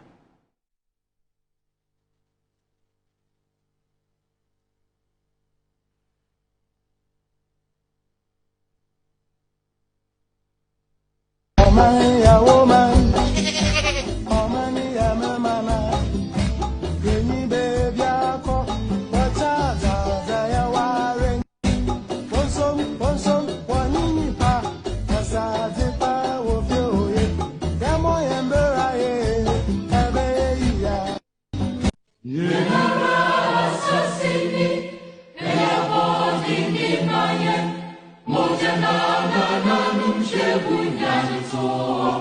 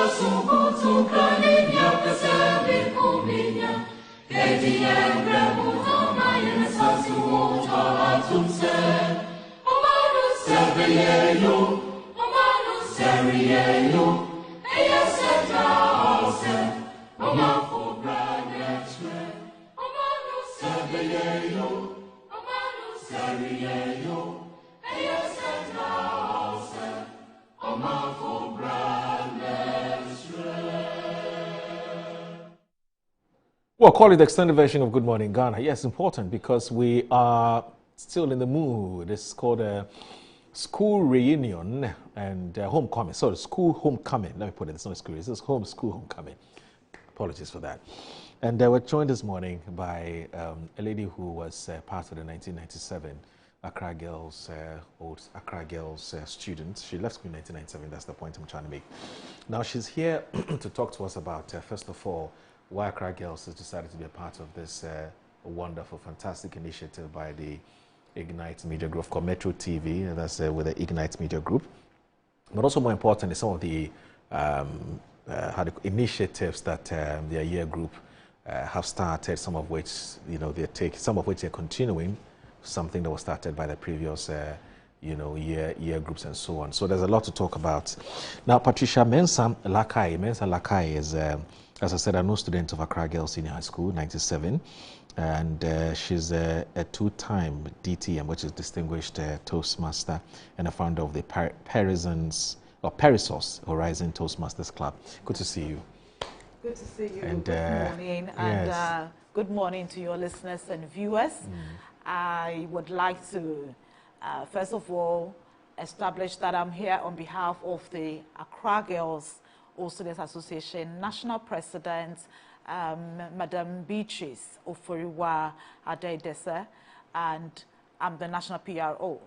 We were newly inducted just barely a month ago, and when we took over the mantle, we noticed that there were a number of initiatives that the old regime had started, which were quite commendable. And one of them is the National Chocolate Day, which we all know as Valentine's Day. And they used that opportunity to show love to the Christ Faith Foster Home, popularly known as the Frafraha Orphanage. And we intend to continue with that good initiative that was started by the Professor Adelaide Kastner team. And so I am here on behalf of Team Beatrice, as we call it, on behalf of National Accra Girls Students Association, both home and abroad, to show our love on this day, 14th, falling on Saturday in this February, to the children of the orphanage. Wow. That's a wonderful initiative. I mean, for me, anything that supports the less privileged in our society, I'm in full force for it. But let's track back a little bit. I mean, 97, how was school like? Well, it's almost 29 years since we left school. Yes. But again, I'm not just here on behalf of my old year group, but on behalf of the whole national team. We recently held our national Thanksgiving service and memorial service, where we remembered our dearly departed and had family members there to extend that warmth and love, you know, condole with them once again, even though we've participated during the various funerals of our dearly beloved who joined, I'll say, our heavenly angels. But moving on from there, having inducted the new executives, it was important that we again reach out to our members, use this opportunity to invite everyone to come on board, either through cash or kind donations, even with their presence, to come and support this initiative. On Valentine's Day, we want to extend love to people, not just our family and friends, but also have this outreach program, go into the community, and then let these children who do not have the privilege of being with their parents experience that. I wanted you to take me back to 97 when you were in school. How life was? Did you have a nickname? How you know, were you a very popular person? You know, I mean, who was your favorite? Who was your best friend at the time? You know, so on and so forth. You know, yes. Yeah, that's that.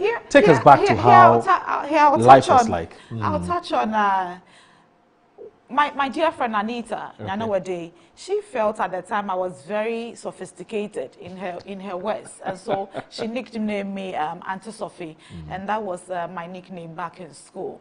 I'll say that in school we all had both good and bad experiences, but what we have taken away from that experience is to think of how do you make the lives of those there currently much better than what you experienced.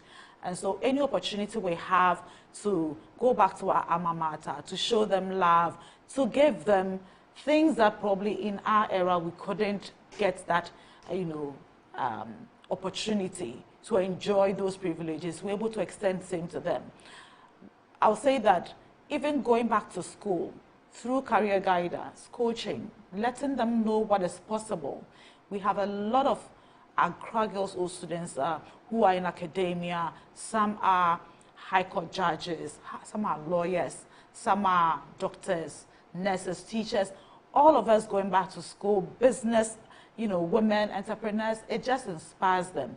So looking back, you realize that you're thinking of how do I finish my school? When I finish school, what is out there in the world for me?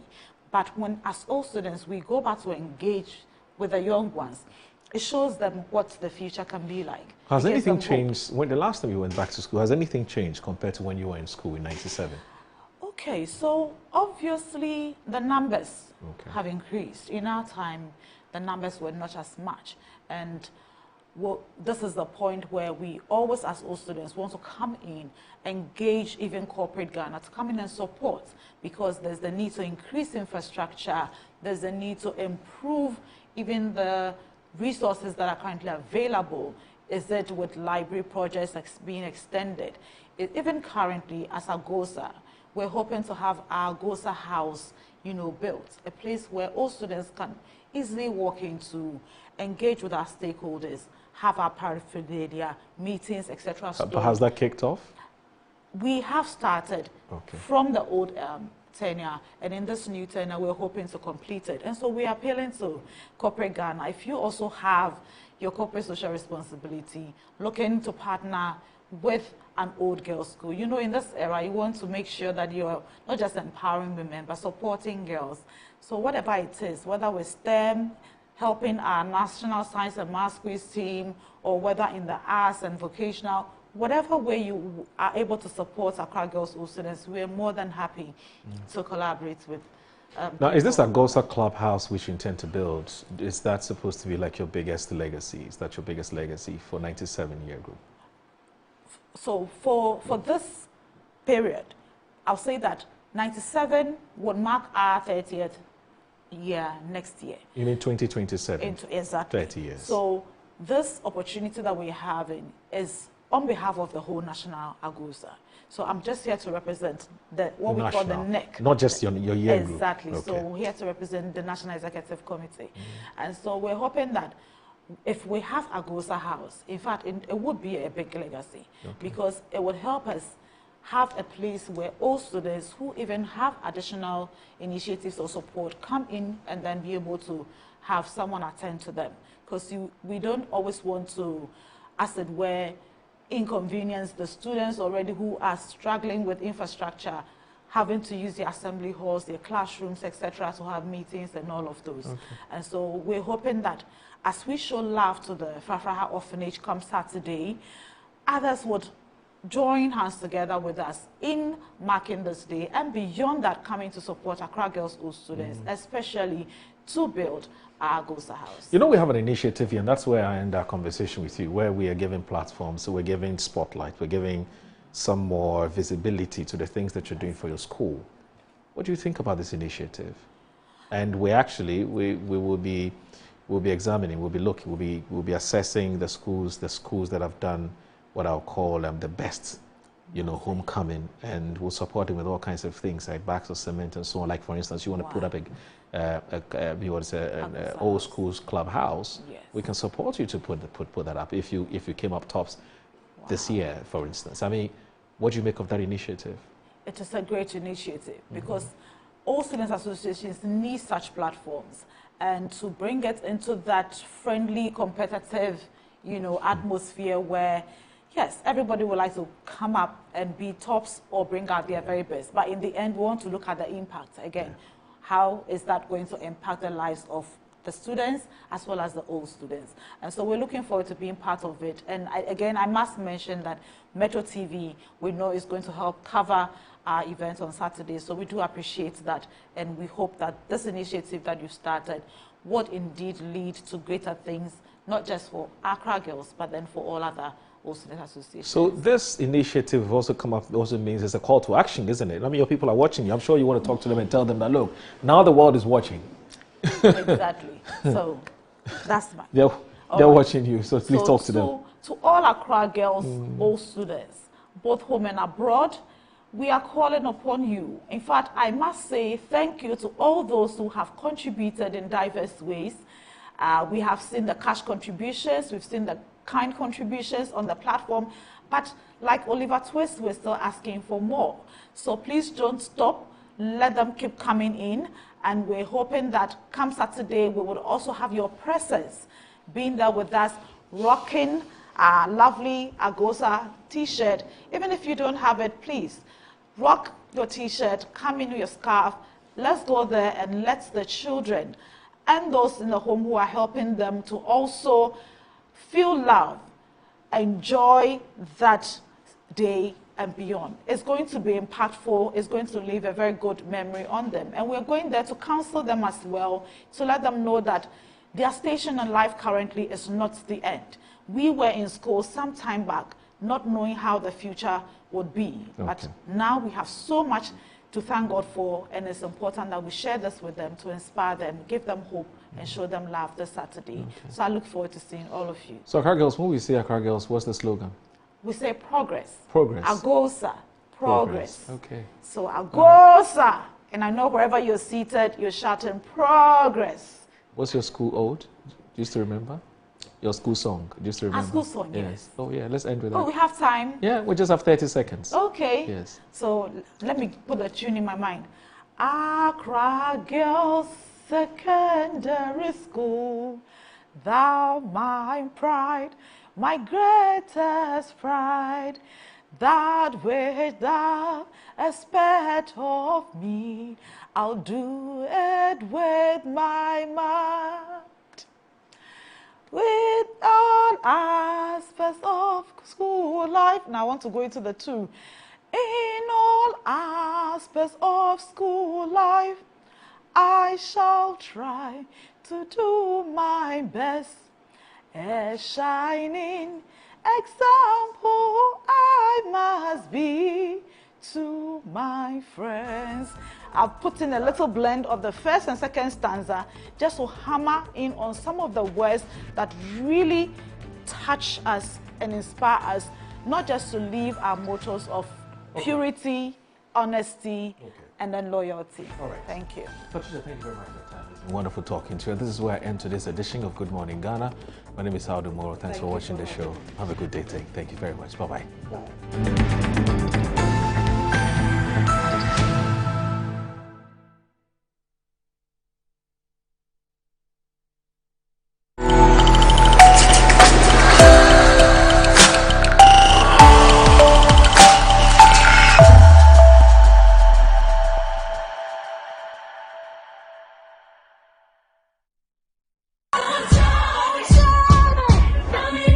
It's free. Join the children's president on Saturday, 21st February 2026 at the F1 Sutherland Children's Park at 9 a.m. sharp for kids in worship as we thank God for bringing back our president. This event is a Metro TV event supported by Original TV, Original FM and Metro Digital.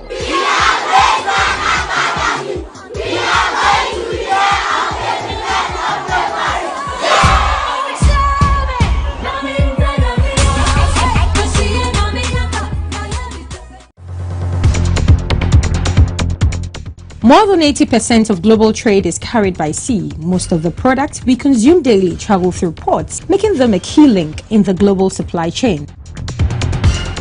The Ghana Ports and Harbours Authority is committed to ensuring the enhancement, resilience and sustainability of port infrastructure and maritime trade. Get to know which vessel is bringing your goods, how much duty you are required to pay and how quickly you can clear your goods from the ports of Ghana.